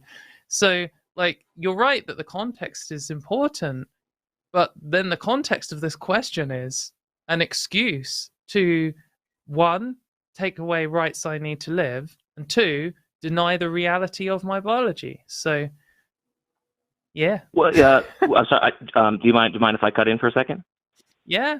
Go for it. I was going to say, like, so I haven't watched Matt Walsh's documentary or whatever, but when it first popped up on YouTube and I heard the question, what is a woman? I just kind of paused for a moment and thought about, well, when I use it, what do I generally mean about it? Independent of whatever. I didn't listen to anything he said, and I just thought to myself, I mean an adult human female. That's usually how I use it. I don't know anybody else who's using it any different than me in my own circles. And it seems to apply fairly well. It applies to trans women, doesn't it? I'm sorry? I missed that. It applies to trans women, though, doesn't it? I mean, like in my social circles, there's no one who would call me anything else. And people who do and don't know that I'm trans, both. Yeah, but like all of our definitions are imperfect and are going to be subject to revision. But then that means that we want to have any usage of a terminology would probably be better if it could be grounded objectively to some extent. That way, that anybody independent of one another could figure it out. To some extent. Yeah. So, I mean, but then what's your objective criteria for being a woman? What's your objective? I mean, it's not none of it's really objective, is it? You've already said that it's fuzzy edges, but like to some extent, what's your to some extent? Because I always like. I just mentioned. I'm sorry. Go on. Oh no! I just when I think of women, just as I mentioned, I would just think adult human female. It seems to be to me the simplest definition that I have that I use. Yeah, and when I started, I was like, let's go on Cambridge Dictionary. And I looked it up, and it says adult female human being, which is better than adult human female because female isn't really in the noun there; it's the adjective, isn't it? And there's actually a political reason why they pick female to be the last word and not human to be the last word. So I think adult female human works, but adult human female, like, okay, but like it depends why you're saying that. If you're saying that because you're making the claim that, I'm the only reason I'm saying this is because trans women aren't female. It's like, okay, so you've got a definition of female then. And then they'd be like, oh yeah, it's someone who can give birth. And you're like, oh, so women that can't give birth, they're not female. And they'd be like, no, they are. Just because there's exceptions. You're like, so there's exceptions to your definition, like trans women. And they're like, no, because they don't count. And it's just like, all you're really doing is, you're not actually trying to come up with a useful definition. You're not really, I'm not saying you, Nick, I mean someone in general. All you're really doing here is you're just trying to come up with an excuse to say trans women are men. And if you just admitted that to start with, then we could actually have a discussion about that and why, if you believe that, I don't give a fuck. But if you want to take away my human rights, then I do give a fuck. And you don't actually have any justification for that. So that's what I may make a critique of what you said. It seems like a bit cynical, right? Because I don't just assume whenever I'm talking with somebody, they're trying to hurt me in some fashion. They're going to use whatever language is normal for them, unless they have a reason to use it differently. Yeah. So when if somebody were to misgender me, I wouldn't get mad at them or chastise them. Personally, I wouldn't care if anybody calls me anything. Really, it's my own little craziness. But some people might. Nick, if someone like, accidentally called you Dave, you might be like, "Oh, okay, actually my name's Nick," and you'd be like, "Oh, sorry, I didn't know." If someone who you've never met before found out the nickname that people used to call you at school to bully you, and they started saying it to you all the time and making fake internet profiles and saying at you, that's a little bit different, isn't it? Like, you can read from the context and how people are saying it. So when people sometimes have this idea that when a trans person gets misgendered, they flip out and cry and explode or whatever. But that's just not the case. But the reality is, especially, public profile trans women like me and Arden, is that it's not just a lot of people who are specifically trying to come up with an excuse to take away our human rights. I mean, literally, no exaggeration, for a minute on Twitter every single day of my life for the last 5 years have been explicitly doing that to my face, to me. Every time I post a picture of my cat, someone says, "Define adult human female, you should be banned from the toilets, you're a pervert." All the fucking this is the internet, right? I played Halo, and it was awful to be any person playing Halo online. So that goes off the internet for a lot of us as well, is the difference. Yeah. And also, it's a national conversation where in some places they're literally taking away our ability to live. So this is more than just a nice philosophical discussion over drinks, which I can have with... I mean, yeah, I don't know if you saw the start of the show, but in the UK, our Equality and Human Rights Commission has just proposed that trans women like me lose all of our protections from misogynistic sexism, and that places are allowed to ban us from using the toilet. And I need those things to live. So it's quite serious. And in the USA, I mean, I don't actually know where New Jersey is, I'm really sorry, but certainly in places like Florida and Texas. Okay, sorry. No, I'm kidding. Oh, okay. They're taking away, literally taking away people's healthcare. Or there's a new bill I saw today from forgotten where. I'm sorry. Too many US states. You should cut down to 4 or something. Where they were I agree. It's too much. It's too hard. They were proposing banning trans healthcare for all trans people of any age unless they had had 3 years of therapy or something. And these kind of things have direct effects on our lives, and the justifications for them are built on these kind of you can't even define what a woman is kind of thing. Anyway, I've done a lot of ranting here. Oh, sorry. Do you think then that it was a good idea to have sex segregation to some extent enshrined into law? There are female spaces and male spaces, and neither the twain shall meet, or something like that. And I'm fine with it. I think it's generally worked. It's good when there's neutral spaces alongside those. In general, pretty good. I mean, we have misogynistic sexism is a thing whether we want it to be or not, and it's something we should go out of our way to eradicate and make the world a better place for the people who experience it. And in the UK, we have loads of different ways you can do that. And for example, one of them is if you find out you're being paid less than your male colleagues, then you can sue the company and the government will back you up and they will lose in court. But they want to change the law. So if it's me or other trans women who are being paid less than our male colleagues, then when we sue the company, the government will back the company and then we will lose in court. So that's an example of some kind of sex protection, or you say, spaces.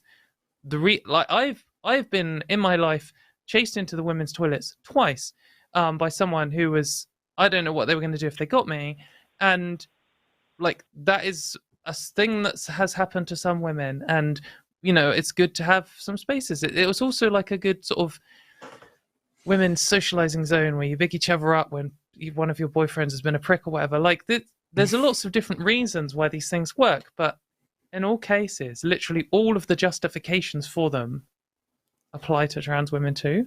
So that's kind of why. I mean, would you object to? I'm sorry again. No, you go on.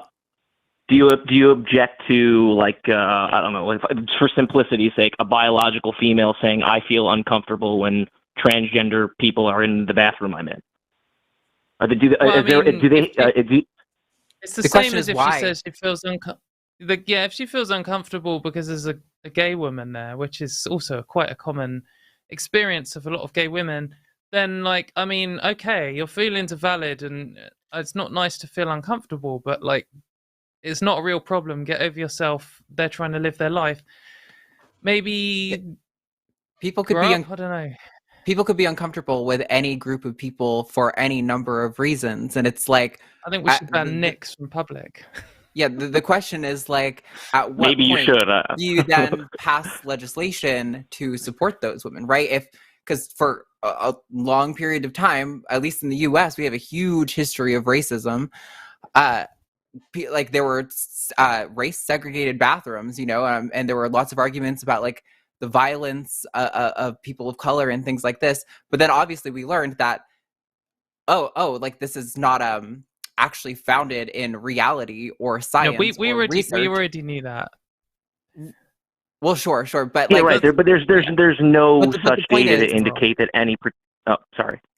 But the point is that, like, if there was, like, actual reason to, if we actually had evidence to suggest that trans women were a statistically significant threat to women, and specifically in the bathroom, then there could be a valid conversation about women feeling uncomfortable with trans women in the bathroom. But at this point, all we have is people saying they're uncomfortable with actually no reasoning or evidence other than insinuating that somehow, because trans women are assigned male at birth, that we are going to be an increased likelihood of violence towards them, which is just not founded in reality I at think all. that the contention would be, like, there may not be specific data that indicates that trans people in particular are more violent than anybody in the general population, but there is data to indicate that males are more violent on average than women.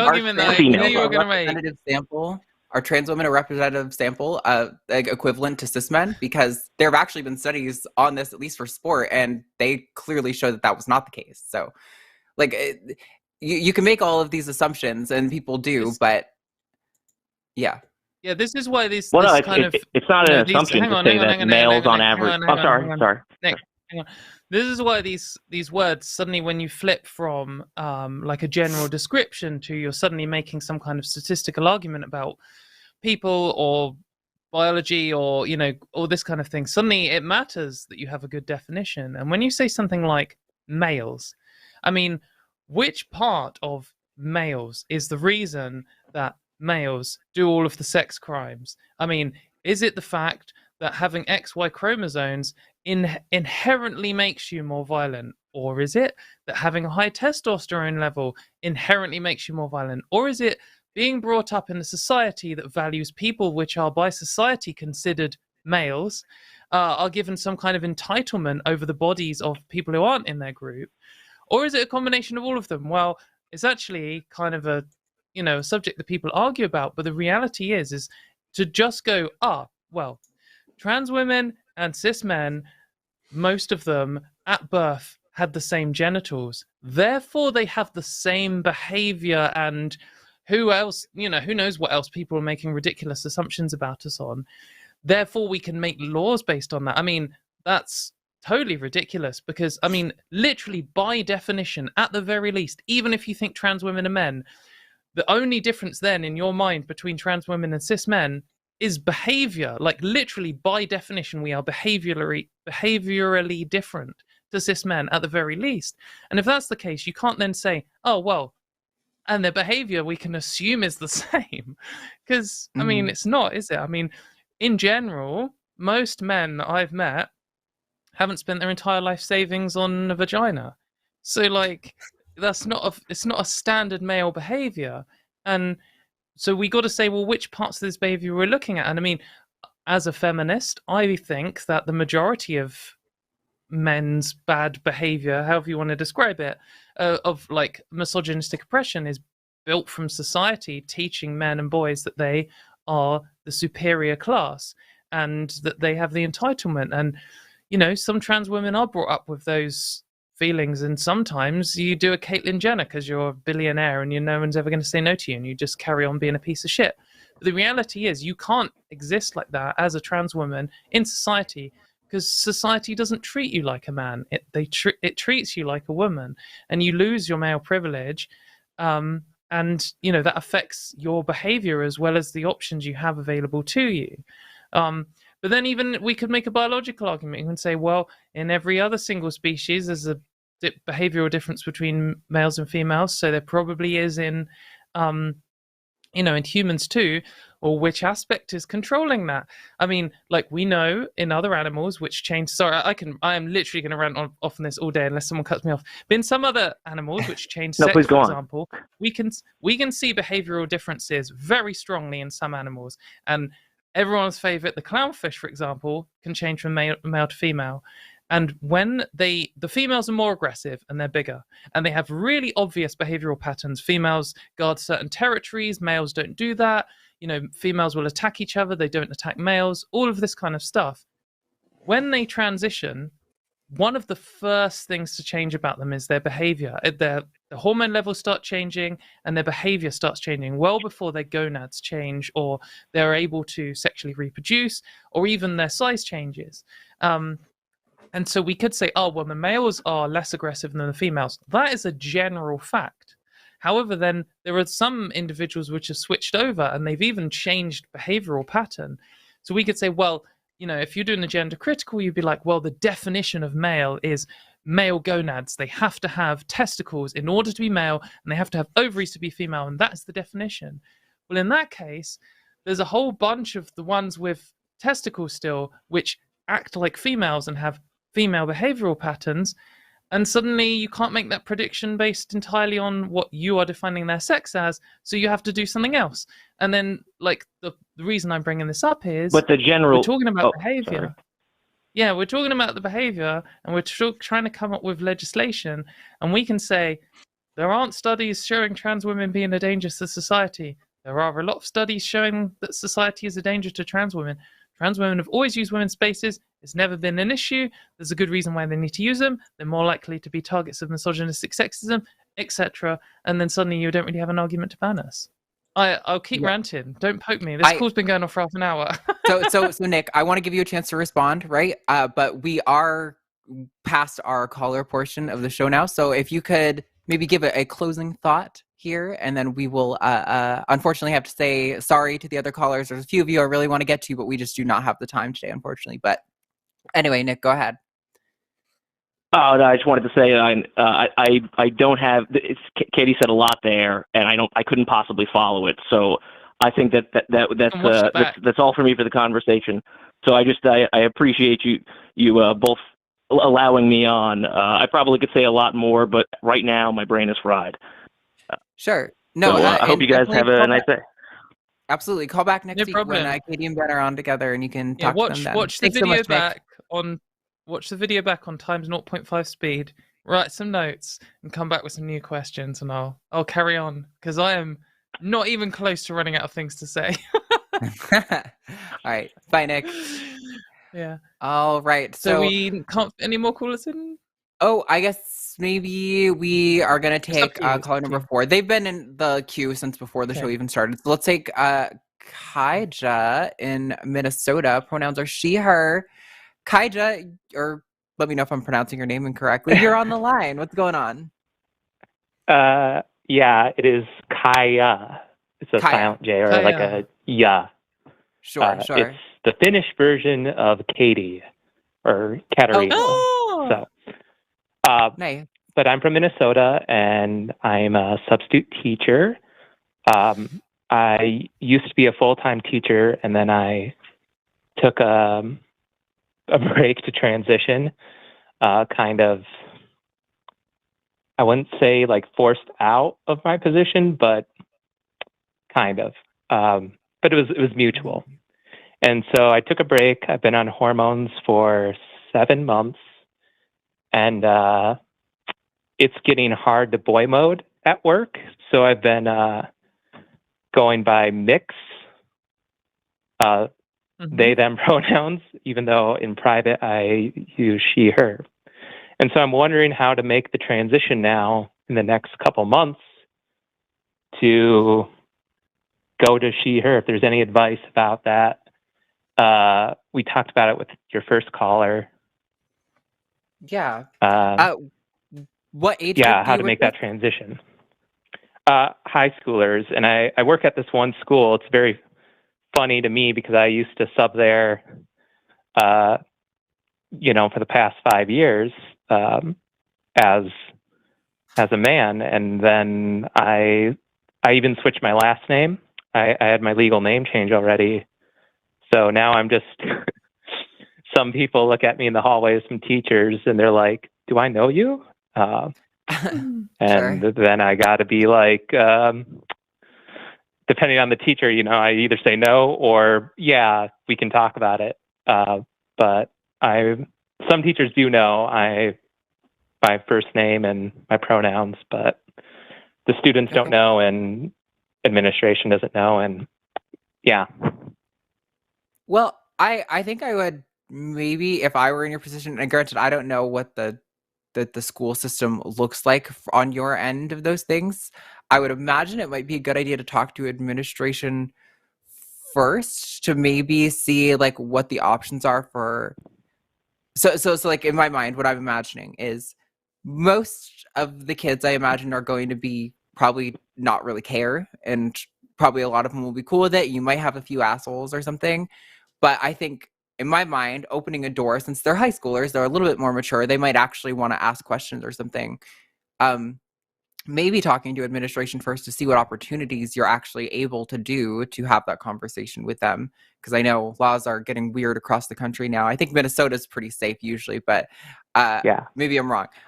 So yeah, I don't know. I would talk to administration first, see what options you have for having an open door thing with your students to have them ask questions. If you're comfortable with that, I would think that would probably be good, but I don't know. Yeah, I think the difficult thing. Yeah, sorry, but the difficult thing is because I'm a substitute, I don't have a set group of students. Right. So, and that's where I come in, because right now I've substituted for the past 2 months. So, I think that might almost make it easier.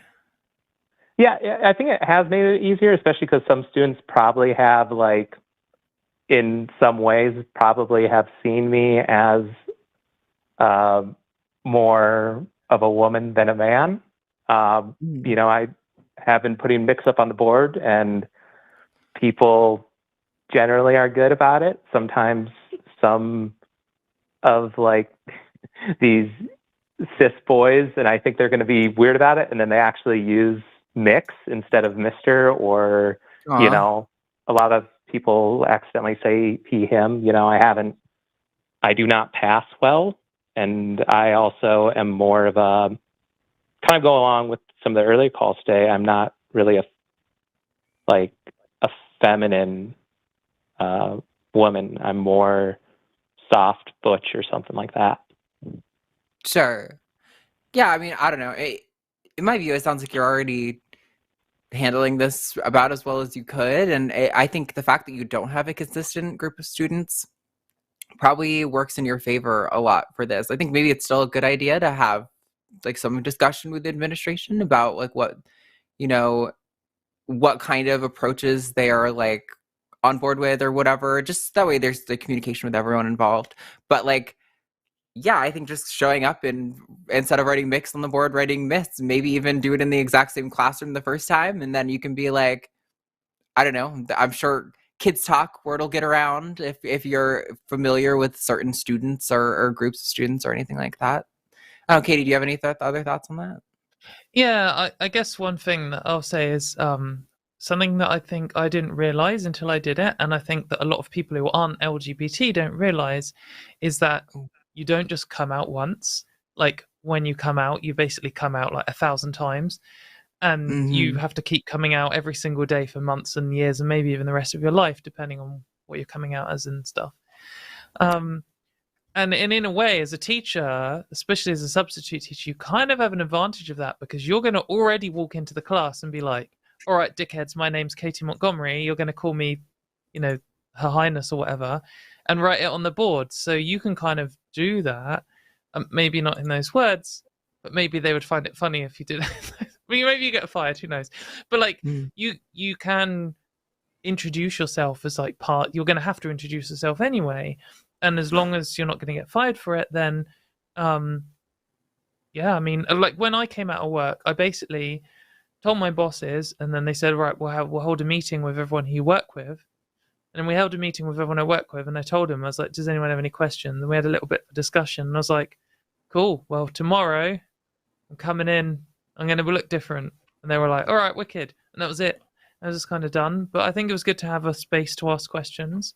I also sent an email saying, if anyone has any questions, you can email me it.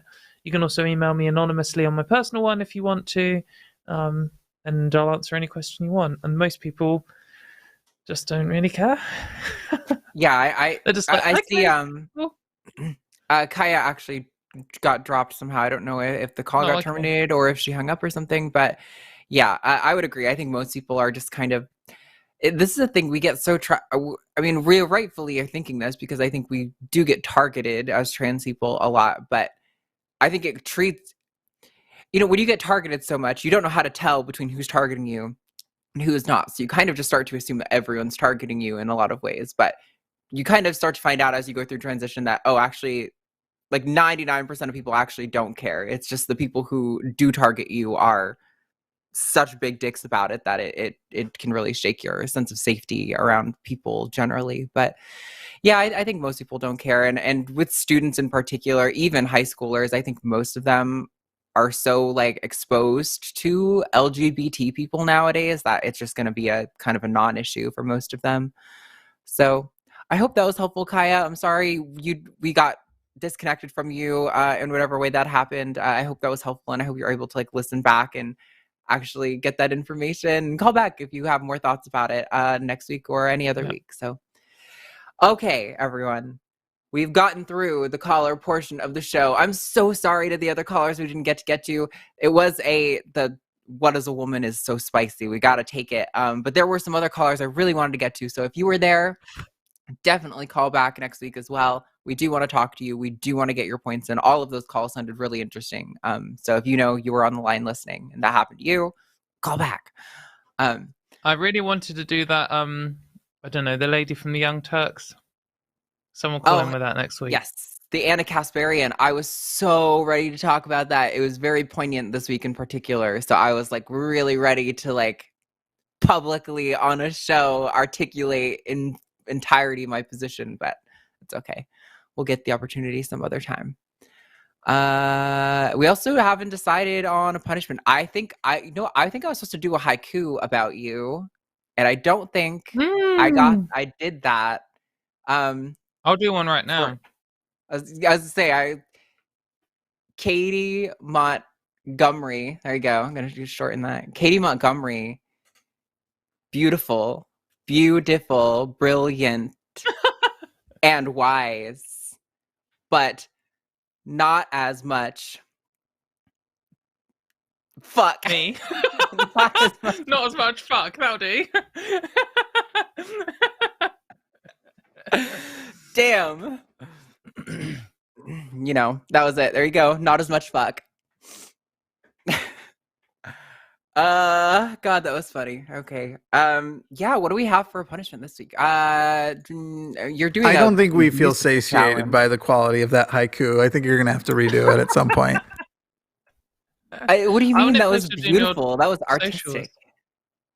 I will repost it on the socials for sure. Make sure everyone sees it. I will even refine it so that way that last line actually makes sense. I don't know. You're doing a musical challenge with Ben. I know I've got like a vegan cheese challenge with Josie next time she's on. I don't know. I'm also doing paintings with Ben. We have to do paintings. I think we got enough that we have to do paintings of each other on that one. So that's pretty funny. That would have been a good one. Yeah, right? I think that's pretty good. I mean, we could do that here, I guess, too, if people are into that. Okay, or just too lazy. I had ChatGPT write the haiku just to show you how shit yours was in comparison. Okay. Katy breaks the chains. Fierce voice, trans hearts alight. Blossoms truth and change. Wow. That's beautiful. Thanks, ChatGPT. I'm never going to live up to ChatGPT. I'll never live up to ChatGPT, and I'll make peace with that. I think I will die with that knowledge, and I will be okay. I don't know. Well, what are we thinking? Come on, give me some ideas. Help out. I'm not good at this bit. Oh my god. I don't know. Do we want to do paintings of each other? Is that too lazy?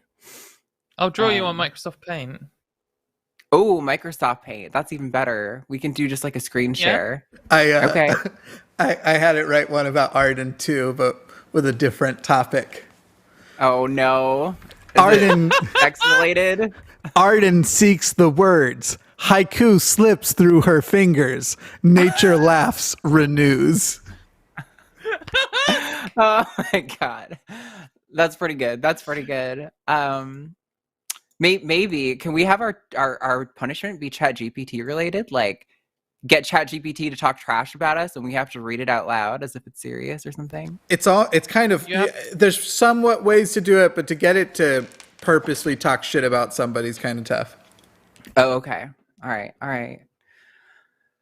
I don't know. I'm good with MS Paint. Maybe it can compound the next time's punishment. If it's the chat. If you're free in a weekend, we can just do it straight away. We can just do a joint stream where the loser has to paint the winner, and we'll just have a little chat and a catch up on stream, and then for like half an hour, and you have to draw the other person if you lose. Okay, but can we schedule this? Because like you still owe us that terrible game.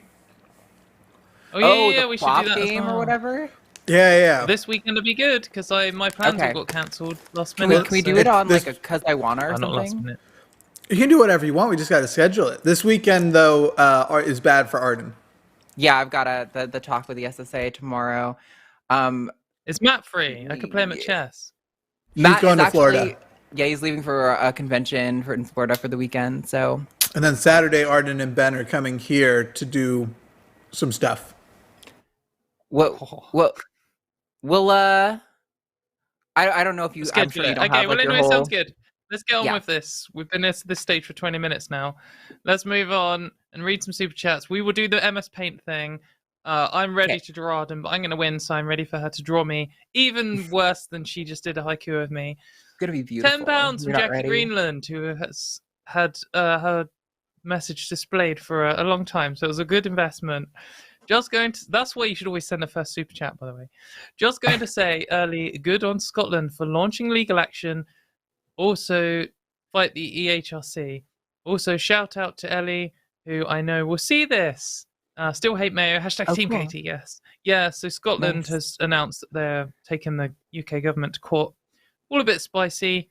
Probably just end up with nothing happening and trans people just getting dunked on for an extra year, but we'll see. Cool. I mean, not cool that trans people are going to get dunked on or whatever, but cool that Scotland's doing something to fight it. $5 from Tilly Miller. Great to see Arden succeeding not only in activism, but also NSFW content world. Any advice for aspiring transom NSFW creators? # Team Arden, Team Mayo.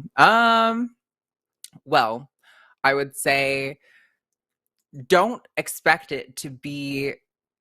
there's like this kind of thing where people talk about it being empowering, and in a lot of ways it definitely is, but I hope people realize that it's still a job. Like, it's not just gonna be like fun doing dirty things on camera all the time. Like, it's messy and stressful and physically exhausting, and you have to be your own like marketing person, and you have to edit your content, and it's a lot of work. So I would say, like,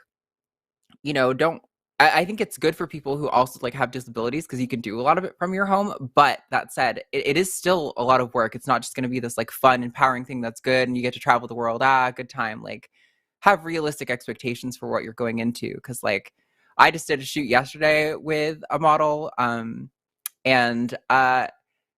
yeah, I mean, there's stuff that you guys are not going to see on camera that happens in between shots. That's like, oh, I'm so glad that we have the ability to edit, because holy shit, I would not want that on camera or something, But anyway, thanks, Silly. Appreciate it.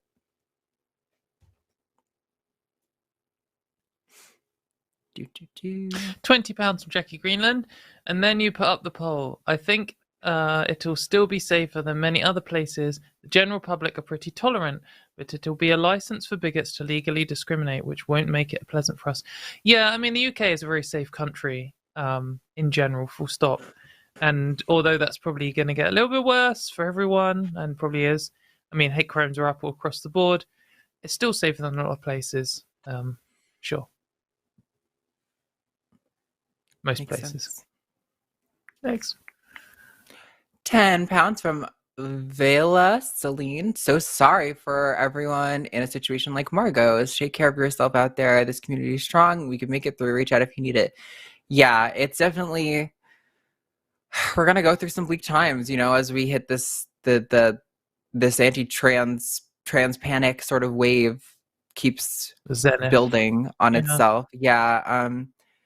But I think the strength of the trans community is that we have each other, and we're here for each other, and we're always, we have been for a lot of history, a lot of us very, very vocal, about trying to defend each other and defend our rights. So keep that up. We owe it to each other to carry the torch, do what the people who, I think to some extent, we owe to the work that all the people did in the past to get us to where we are, to keep that momentum going and trying to keep things going forward for the next generation of trans people.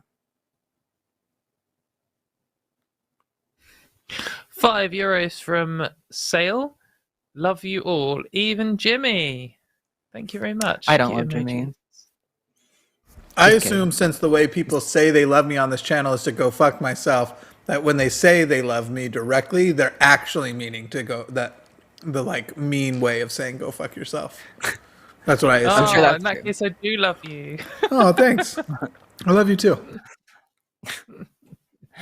Thank you. You don't know what to do with it now, do you? You're like, wait, was he replying in turn, or was he actually what do I do? 10 euros from Jotun's daughter.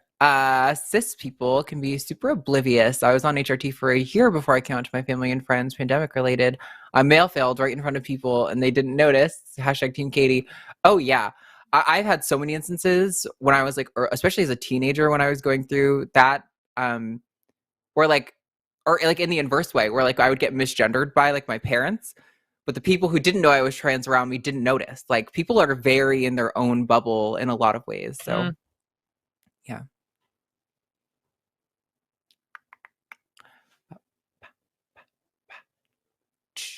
$10 from Jason Jones. This is to remind everyone, be sure to eat some pickled beets. They're really good.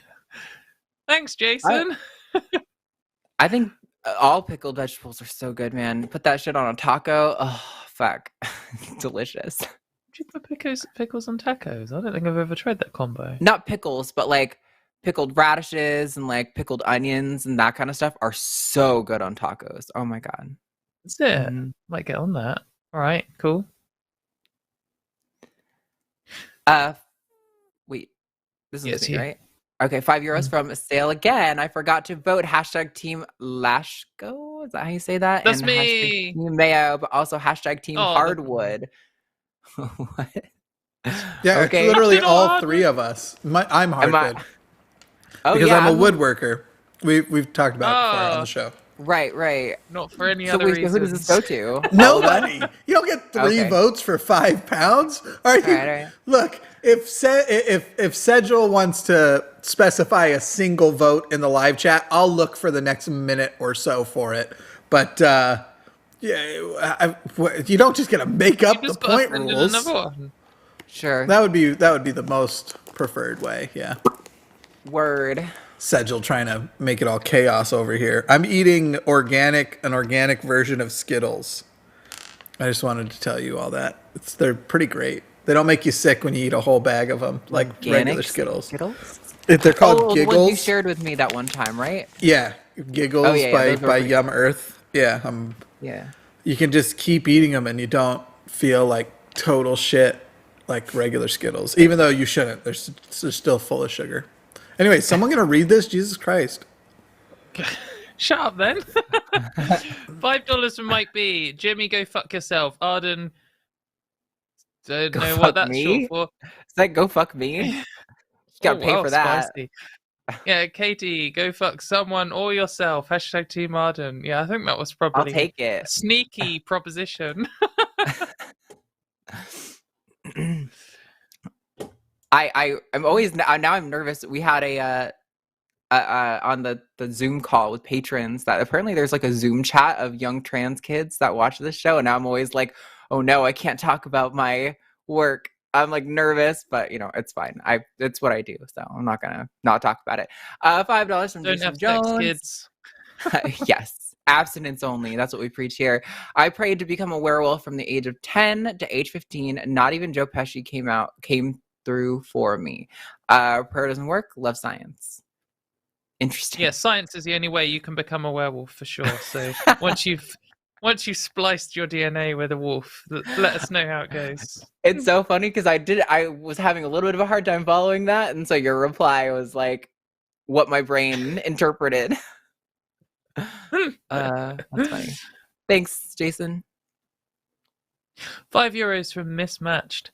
I never questioned my desire to be a girl because I thought that every guy secretly wanted to be a girl more than anything. Yeah, so did I.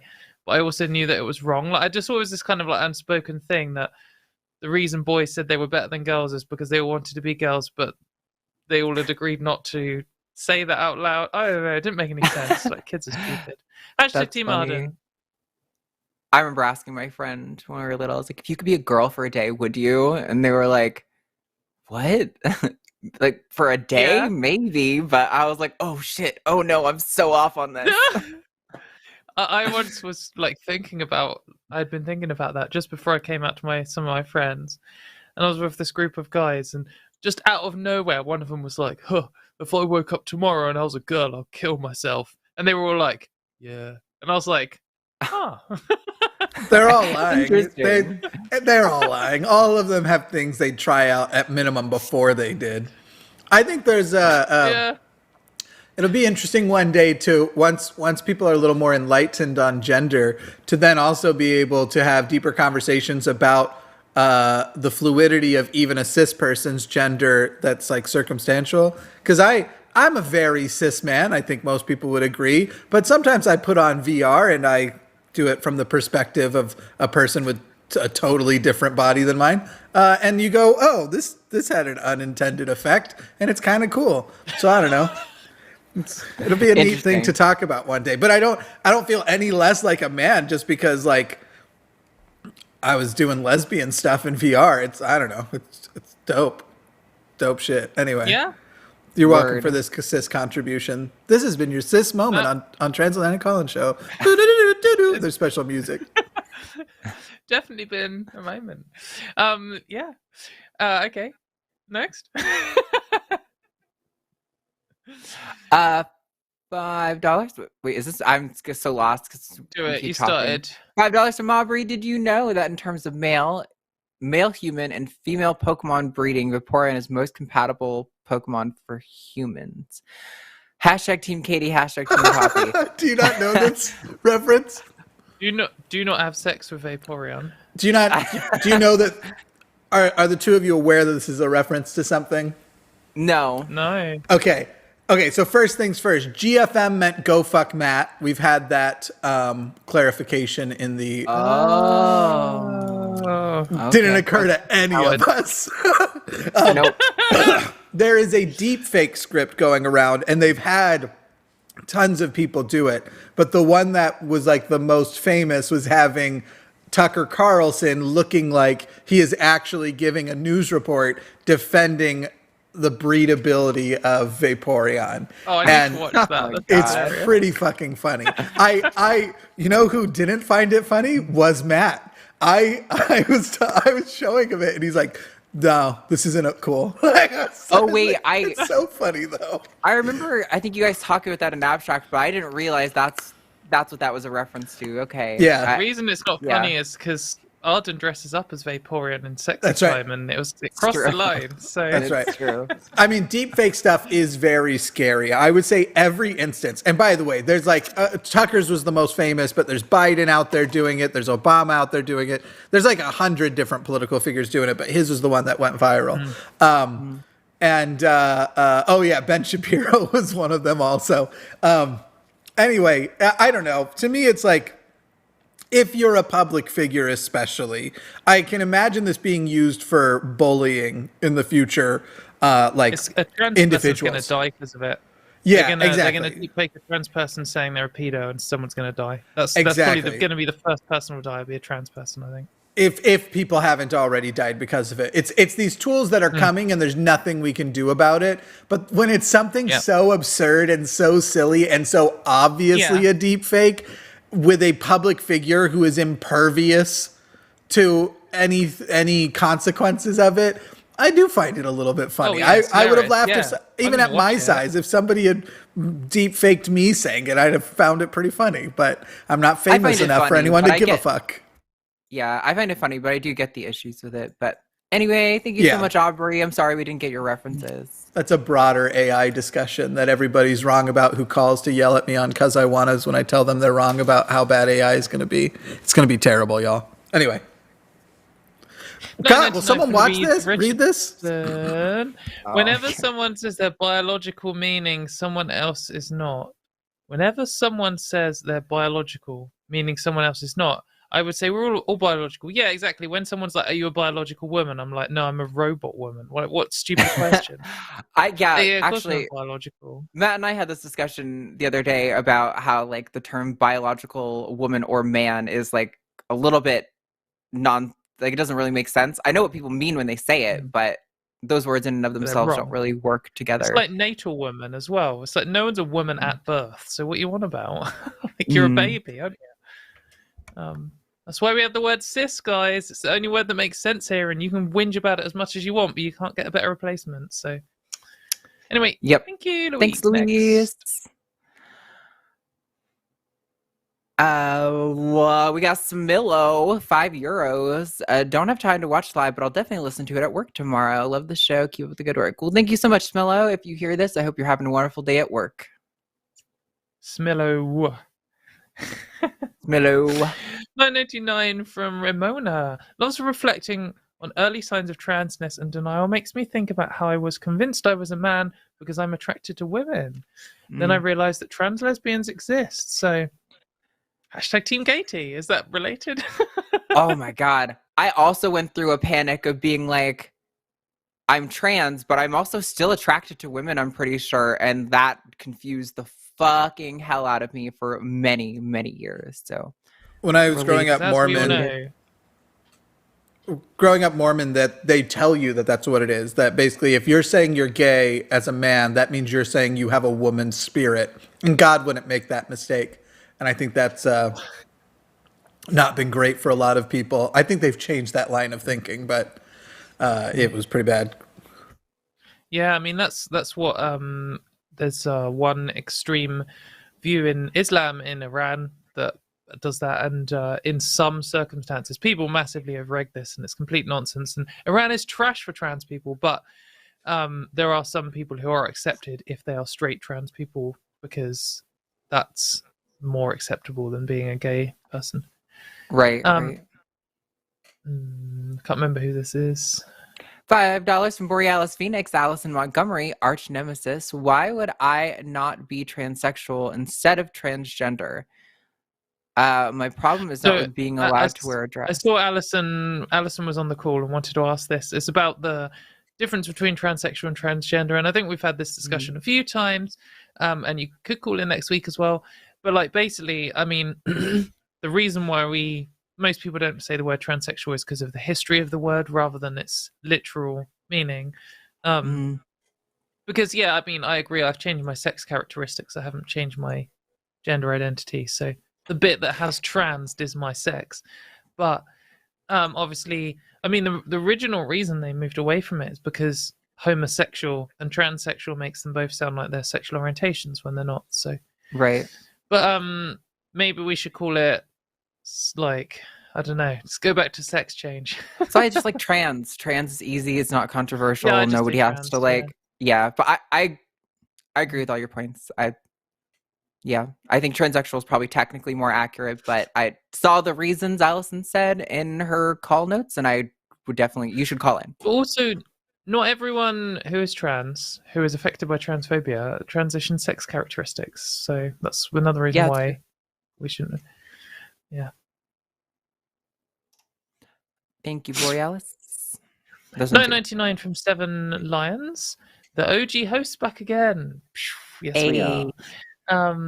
Love you, ladies. I'm looking into getting bottom surgery. Any advice? My top advice is talk to as many possible people who have had it as you possibly can, and talk to people who had good experience and who had a bad experience, and maybe even someone who regrets it, and someone who's like, yeah, it's pretty good, and people who are like, this is the best thing I ever did. And specifically, if you get a short list of surgeons, like it's going to be one of these 3, find people who went to that surgeon. Don't go into a surgery with a surgeon without talking to at least a couple of people who went to the same person. Yeah, in doing that, I narrowed down to when I'm able to get bottom surgery, there's only like 2 surgeons who I'm even willing to consider because of the research that I did. Well. The U.S. doesn't have a great selection. I'll say that much, in my opinion. Go to Thailand. Also, my other pro tip is get a really fucking long USB cable, because when you're in a hospital bed, you might be 5 meters away from the nearest power socket, and you're not going to want to do anything but from play Pokemon on your Switch. So, cool. You want to charge? £5 from Vela Celine. That rant was just gold. Definitely have to be #Team Katy this time. All right, Vela, I see how it is. I did feel like I got a good few points in. No, yeah, that last koala, or not the last one, the second to last one. It's good. $20 from Larry. I think this is my turn. Okay, go. And is apologizing to you, so I'll read it out to you. Thanks for taking my call. Arden, sorry about Monday on Twitter. I was in the middle of a minor health scare, was not handling it well at all. Unfortunately, mayonnaise is still an abomination. #Team Katy. Okay. Thanks, Larry. We can move on if you like. Yeah, we can move on. Pretty shit apology that ends in a vote for Katy, but whatever. Yeah, anyway, €5 from Jonathan Brockett. Katy, if you got the chance to time travel to any point in the past for a day, but was a 1% chance you'd get stuck in Victorian times, would you? No, because there's this really good, I can't remember what it's called. There used to be this show on YouTube where these 4 people sat in like a diner and they discussed like film universes and stuff. And there was 3 guys and a lady. And they always do things like, you know, which Batman universe would you want to live in, or something like that. And I don't know, I like lots of it was comic books. I didn't understand, but there was one of them where they're like, if you could go back to any time in history, where would you go? And all the guys were like, oh, I'll go back to the dinosaurs, or like, oh yeah, I'll go back to Victorians, I'll go back to the Wild West. And the lady was like, I wouldn't, because pretty much every other single time in history has been shit worse for women. Yeah. Significantly worse. And they were all like, oh yeah, because like all of their answers, like the Wild West and Victorian England, and it was all fucking shit to be a woman. And lots of the time, women just didn't have any rights at all. So I don't really want to go to any point in the past. If I could go into the future, then maybe. But only if I could come back, because I really want to leave Poppy, so, you know. I've always thought it was weird to want to go to the past. I'm with you on the future thing. And not because of the women, just because the fuck's back there that I like? Nothing. It all sucked. All of human history. One thing I might want to go back to, I could go back to, like, it depends what kind, is it me as I am today transferring, or is it like a time rewind? Either way, going back to like 2007 or something, and then being like, time to buy a lot of Bitcoin. That, that could be a worthwhile transport back. And But then I at could that still meet all my point- friends and be like, Yeah, at that point, why not just go a month or two ago and get the right lottery numbers? Why go all the way back to 2007? Just go back to the last $1 billion lottery. You're set for life at that point. Get the right numbers and you're good. yeah, that's true. Yeah. Though I could be a lot more prepared for the oncoming onslaught against trans people. I could have, invested my money, bought a small island, shipped all of the trans people from all the different countries to it, like bought some kind of naval base. No, because if you had been the main holder of Bitcoin, because you're trans, Bitcoin would have, like, it's the world. It's still the world. Bitcoin would have collapsed. Oh yeah, they would have tanked for Yeah, no yeah. reason. Yeah. They would have bombed the island too, for sure. Like, if all the transes were on one convenient island, oh man, Yeah. fucking the U.S. would be terrible. I was trying to tell a fun joke, guys. All right, yeah, people But are no- shit. Now imagine you do just All go right, back a in time, week. I just murdered. Imagine you do just go back, based on this hypothetical, you do just go back in time a week to get the lottery numbers, and then you get stuck in Victorian times anyway. Exactly. Shit. Absolutely not. No, thank you. Get fucked, Jonathan. Next. I don't remember. £5 for Samantha Patrick. I'm doing it anyway. Hashtag Team Martin. Woo, thank you. Peace. £5 from MJB. Super show tonight. Katie was on fire. Thank you very much. However, it has to be hashtag Team Arden, and the forfeit should be eating a tuna mess. No, I'm never going to eat mayonnaise on air. Get fucked. Oh, Katie that's has made it so clear that brilliant, there is though. no amount of money for which she would eat mayonnaise on air. And we've asked about So pretty lame. large numbers. It's so I would secure trans rights globally. I'd eat a tuna mayo sandwich. Did you wear a shirt with green in it on purpose so it would look like your shirt was somewhat part of the cosmos? I'm kind of digging it though. Actually, I just like couldn't be it. bothered to change. Yeah. It'd be cool if you could somehow identify with it that, like, it should do a different, like, you could do one picture for just the background and then a different green screen for just the shirt and have them be slightly, I don't know. That'd be cool to me. You can blue screen and green screen at the same time, and I have a blue screen too, so. Oh, there you go.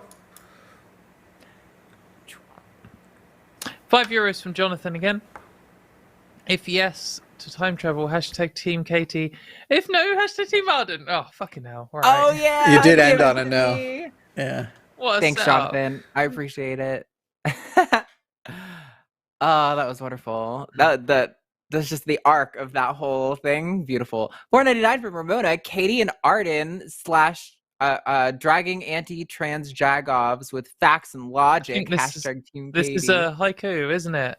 Katie Oh. and Arden dragging anti-trans jag-offs with facts and logic. Wow, that's Can we good. please Wow, get Ramona. way more haikus? Because we need more votes anyway. We're not right now. We're not going to hit votes if because there has to be a minimum of 25 votes for anyone to win or lose. So get in your haikus now, or you can still vote with regular, but more haikus would be fun. Dope. Do it. Ooh. $10 from Kaia Sigrid Bjorkstrand. I'm guessing this is the Kaia who was on the phone earlier. Thanks for taking my call. I'll call in with an update. The one thing I wanted to add was that I am liked by my students and teachers at the moment. Hopefully next year I can be full-time. Hashtag Team Katie. Hashtag death metal.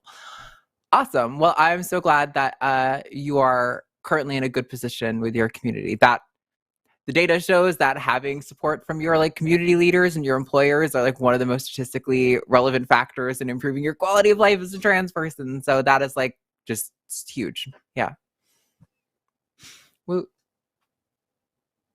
$5 from Larry Fishman. The Attorney General of Missouri, yes, that's the one I was thinking of earlier, banned most gender-affirming healthcare for autistic and depressed. Yeah, so they've said you can only have healthcare if you're not depressed, which is the most utterly ridiculous. Like, there's just a total ban on trans healthcare, and that applies to adults too.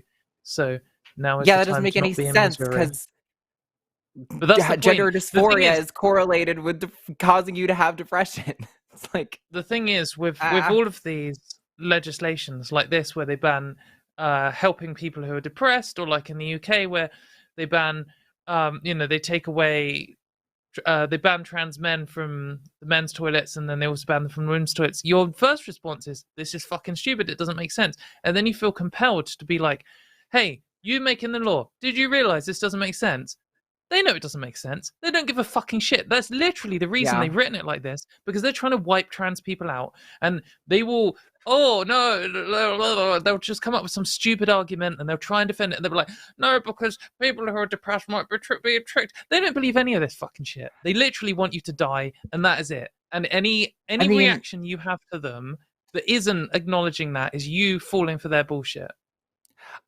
Well, maybe I'm falling for their bullshit. I think they're convinced in the way that, like, when you talk to Christians, and clearly you can tell that on some level they realize what they're saying is bullshit, but they're like so emotionally wedded to the position that they can't, even though they're having extreme cognitive dissonance. That's how I view most of these people, that like clearly they know, but I feel like some part of their brain won't let them acknowledge it. But anyway, $5 from James Call, Mike Shea, and Colin Jost write jokes that the others have to read. That could be fun. Oh, that could be fun. Katie, how do you feel about yogurt? #D Martin. Like some like fromage fraise or whatever, the ones that taste like strawberry, they're pretty good. But it's not slime, if that's the question. Yogurt is not slime, but I don't ever consume it really. So. It's strange because I think its consistency is almost identical to mayo, but okay, it's sure. Not. You can pour it. You can't pour. You can't. If it is yogurt wobble, different in the UK? When can you pour yogurt? Yogurt is globs of like plop. No, you can dollop. What the fuck? Ugh. What kind of yogurt do y'all have in the fucking UK? Have you never had like drinking yogurt? It's like Go-Gurt, basically. Yeah, I've had like drinking yogurt, but that's like specifically a different kind of yogurt. Like when you just say yogurt, that is like a dollop. I don't ever say yogurt. Yogurt. Oh my god, eat shit. Yogurt. No, but yogurt without any other descriptors is just like you can get it in like a big container because it's like you take big scoops of it. But yeah, no, I don't. Weird. Okay, anyway. Thanks, James. Let's move on. I'm going to close the chat poll at 20 minutes after. So if you want, for the 1 point, you've got like 2 minutes. T. Martin, let's go. Let's go. Look at those numbers. You can get in there. Did y'all see how lazy I made the poll? Yes, that's okay. Just a K or an A. Making polls is kind of annoying. I didn't realize until I got on the other side that I was like, oh, people would be like, why isn't the poll up yet? I'm like, because it actually like takes so much of my time and focus that I will like be lazy on getting the next super chat out. And heaven forbid you make a typo. It ends the whole goddamn world if while you're managing 6 different systems at the same time, you accidentally forget the letter E or you use the wrong there. Oh, just die at that point. Basically, we have really shit producers on this channel. It's only really the presenters that are good. So, thank you for volunteering to be our next producer. Yeah, for real. Fuck yeah. All right, listen to you. 69 Swedish krona from Robin Taustig. Hey, transatlantic crew. Love the show. It's like a transcontinental flight. Sometimes bumpy, sometimes smooth, but always entertaining. #Poppy. Yeah, wait, can that be our new slogan? Sometimes the show is sometimes it's bumpy, sometimes smooth, but always entertaining. I like it. We could refer to the potential spicy calls as potential turbulence. Nice. Bing! We need the little sound they have on airplanes. So like, bing! Put your seatbelts on, please. We're about to have a spicy call. Team Poppy is Katie, right? Yeah. Yeah. Should I be coming on every time I activate my mic? Do it like a pilot? Just, Katie? We'll be going to the super chats now. Please buckle up and get ready. That almost sounds like Obama. Why do all pilots do that? That is absolutely a thing. Weird. Hashtag not all pilots. No, it's all pilots. It's all of them. Not from the £5 cool from ones that Samantha vote for me in Patrick. Super Chat. Hashtag Team Arden. Thank you, Samantha. We appreciate No, it. there's a space in there. That's the hashtag team, which is just not for anyone. And then it's just a random comment about Arden being trans afterwards. Katie's so insecure about losing and you guys having to see her horrible MS Paint artwork that she's trying to find any reason. Hey, Arden, on your Microsoft Paint only political cartoons website, how many followers do you have? All right. Do you know what's so funny, Katie? You're so cool. Because you're little stick figures. I was looking through my Google Drive, like my old stuff the other day, and your stick figures thing, I'm not kidding. I almost messaged you about it, but I was like, this is going to sound made up. I was doing the exact same thing years ago, making political stick figure cartoons. Is it? Yeah, I think you pretty much stole it from the idea from me, but it was before YouTube, so you have been obsessed with me for a long time.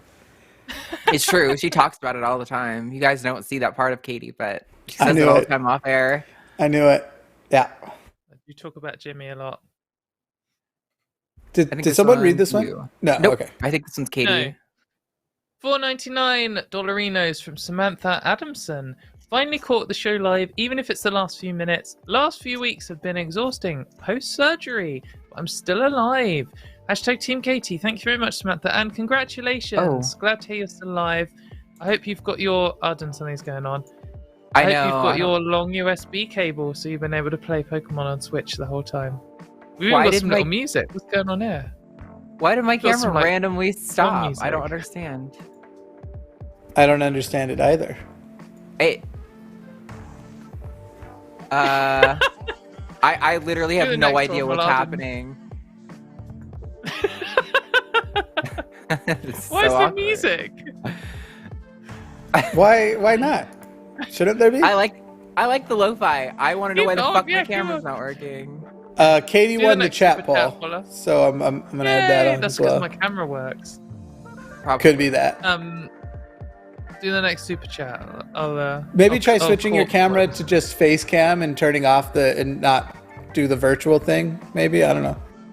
I will try.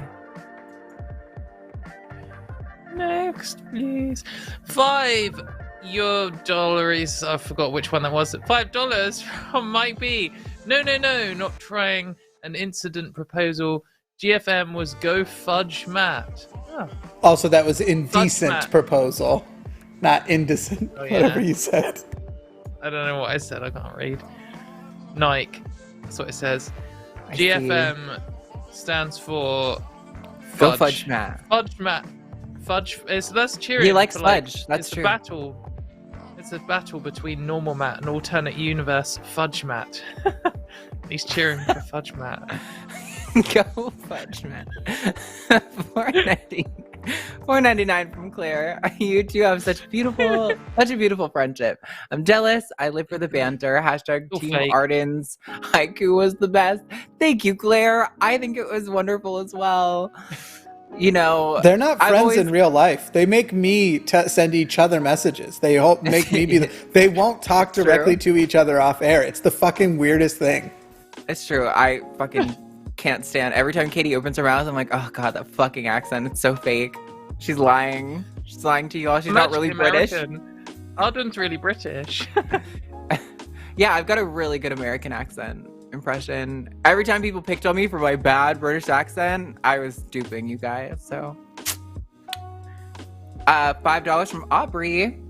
Not only are they in the field egg group, which is mostly comprised of mammals, Vaporeon are an average of 3, I think you went 3 foot and 3 inches, but it says 3 inches and 3 feet tall. It's the same thing, isn't it? Technically. Well, yeah, kind of, but it doesn't really make sense when it's written the other way. And 63.9 pounds. What? That's huge. Legitimate concerns. This is more of the script from the deep fake. Okay. I definitely got to listen to this. Listen to you now, right? Oh, sorry. $4.99 from DJ the Second.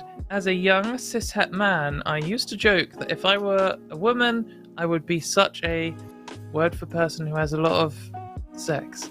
Turns out that was true. Hashtag Team Katie. Cool. Amen. Glad to Sluts hear of the you're world having a sexy unite. time. Yeah. Thanks, Deed. We got £5 from Samantha Patrick. #Team Arden. What's Katie's opinion on salad cream? Is that like salad dressing?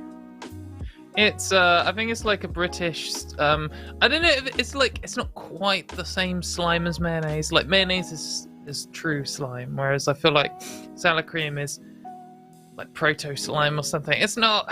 Is that like ranch? Ranch is related to mayo, right? And it's like more runny, but very similar. Ranch has mayo in it, doesn't it? Yeah. So, People put it on salads a lot. things. That's why I'm like, is it? I don't know. Anyway, thank you so much, Salad cream is Samantha. more comparable to like Miracle Whip in America, but it is a little bit less sweet than Miracle Whip. Okay. You put that on a salad? Nasty. What the fuck? Ironically, salad cream I think mostly goes on sandwiches. Oh, Yeah. okay. Well, I was gonna have say, fish it's normal to fingers put it on a sandwiches. sandwich, but to put that on salad would be fucking weird. Anyway, thank you, Samantha. $5 from Quanturus. I don't know what we're voting on because I got here late. I'll take it. That's okay. Look, I don't think most people know what they're voting on. They just show up and hit the button, right? So you're good. Don't worry. I'll take care of you. Oh, Vote Brexit for sounds Team nice. I didn't think it was going to go through. That's what I hear. I just liked the way the words went together. Oh, Really Brexit, pretty. that's fucking clever, isn't it? I didn't think it was that we was going to lose our fish and chips. Or whatever stupid shit they say. €5 from Jotun's daughter. Again, phones ring across waves. Katie and Arden answer. Trans voices heard loud. Ah, it's another haiku, yeah? That's a good Phones one. ring across... Oh, maybe the waves? Because across waves is 4, No, right? phones ring across waves. Across is Oh, I one can't syllable. You know, look, I've got 3 brain cells, okay? Anyway, thank you, Jotun's daughter, for knowing how to haiku Please better watch than the I Let's do. Know. $5 from Firebird XX. Team transgender. Arden and Katie, so rock. Never stop your stuff. Thank you. Another good haiku. Nice. Thank you, Firebird. Okay, I but love that that isn't a vote. No, but we No, already it's hit the just, threshold and I'm winning, so... Oh, okay. Yeah, but we can bring in more votes. We can bring in more votes. If we get 50, No, they we both have to don't. do it. $10 from Domestic. Thank you for the show. #Team Katie. Kinda lame. Whatever. $13.99 from Nilly Wilson. #Team Katie. Yay! Okay, I see how it is. Everyone. $4.99 from Louise Richardson. Haiku. Mostly vote for Katie, but with Austin connection, I'll say Team Arden. Thanks. Haikus feel so strange to my brain. $5 from James Cole. Poppy snuck over and ate the cable. #Team Arden. Good one, Pops. That's it. Lo-fi makes I've me feel got- like I'm floating in a pool. Yeah. How about That's how I float. Candy World attacks doppelgangers everywhere? I vote go fudge Matt. I mean, you could have done it to do it Candy to World the rhythm of the lo-fi. I want to know what my Candy I'm not- World alternate is. My variant to use Marvel language. Jam Arden. I don't know. I'll be Jam like, Arden. Hell yeah. what else sweet things do you have in the USA that we don't have here? That you don't have We have there? I don't know. I don't know what you're... No, wait, what are those sweets that Jimmy always goes on about? That's Jimmy's sour world Jimmy. It's like... Oh, Warheads? Sour Warheads? I wasn't the one who Warheads, started yeah. that. That was Ben who started that. I just ate way more than both of them and didn't complain. So I hear. Okay, so that is the last of Thank the you super everyone for chats. voting for me. What? How did it go to 15? I was winning. Yeah, I already came pulled it back, off I in the got end. the other two. Yeah. So thank you everyone so much for watching. We really appreciate you guys. Thank you most of all to the chat for watching. Without you guys, we wouldn't have the show. But as always, thank you to our mods doing all that work. Thank you to our call screener today, who was, I don't have pulled up, but Dragon. it was Dragon today. There's another Team Katy. Thank you, Dragon. Why do you people donate while I'm trying to wrap up? What the fuck? My haiku, yogurt pause here too, as long as it's not Greek. Hashtag Team Katy. Doesn't count. Doesn't count. It came after the wrap up. It doesn't each. count. That means we have to draw each other. Technically, that's supposed to be when there's a total of 50. So now we just kind of have to wait for a tiebreaker. Oh my god. Yeah. The who is coming in last. We should set End the something. show as soon as it happens. We should set a time limit, like at 33 minutes past the hour, when the clock turns 34, there'll be you can't then. send any more votes after that. We won't count any votes after the clock says 34 When the as we clock wait for a turns tiebreaker. 34, it's when I turn back into Jellyworm Katy in my alternate universe. That's right. We're just waiting for a new I feel like tiebreaker. if I was Jelly alternate me, I would hope I could like shoot out Jelly Blast and like extend my Jelly arm. Yeah, I want Jelly superpowers. That sounds pretty cool. Oh wait, isn't that a character on like My Hero Academia? It's the pink girl with the weird horns. Yeah. That's the thing, right? Never I heard think of so. Alden just won. I don't remember what she's called. I didn't watch much of My Hero Academia, but I remember there's this like pink slime girl. There's lots of hentai about her, I think. £5 from Samantha Patrick, the ultimate traitor, banished from the trans community. Hashtag Team Arden. Thank you, Samantha. More of my pool floating moves that I've got here.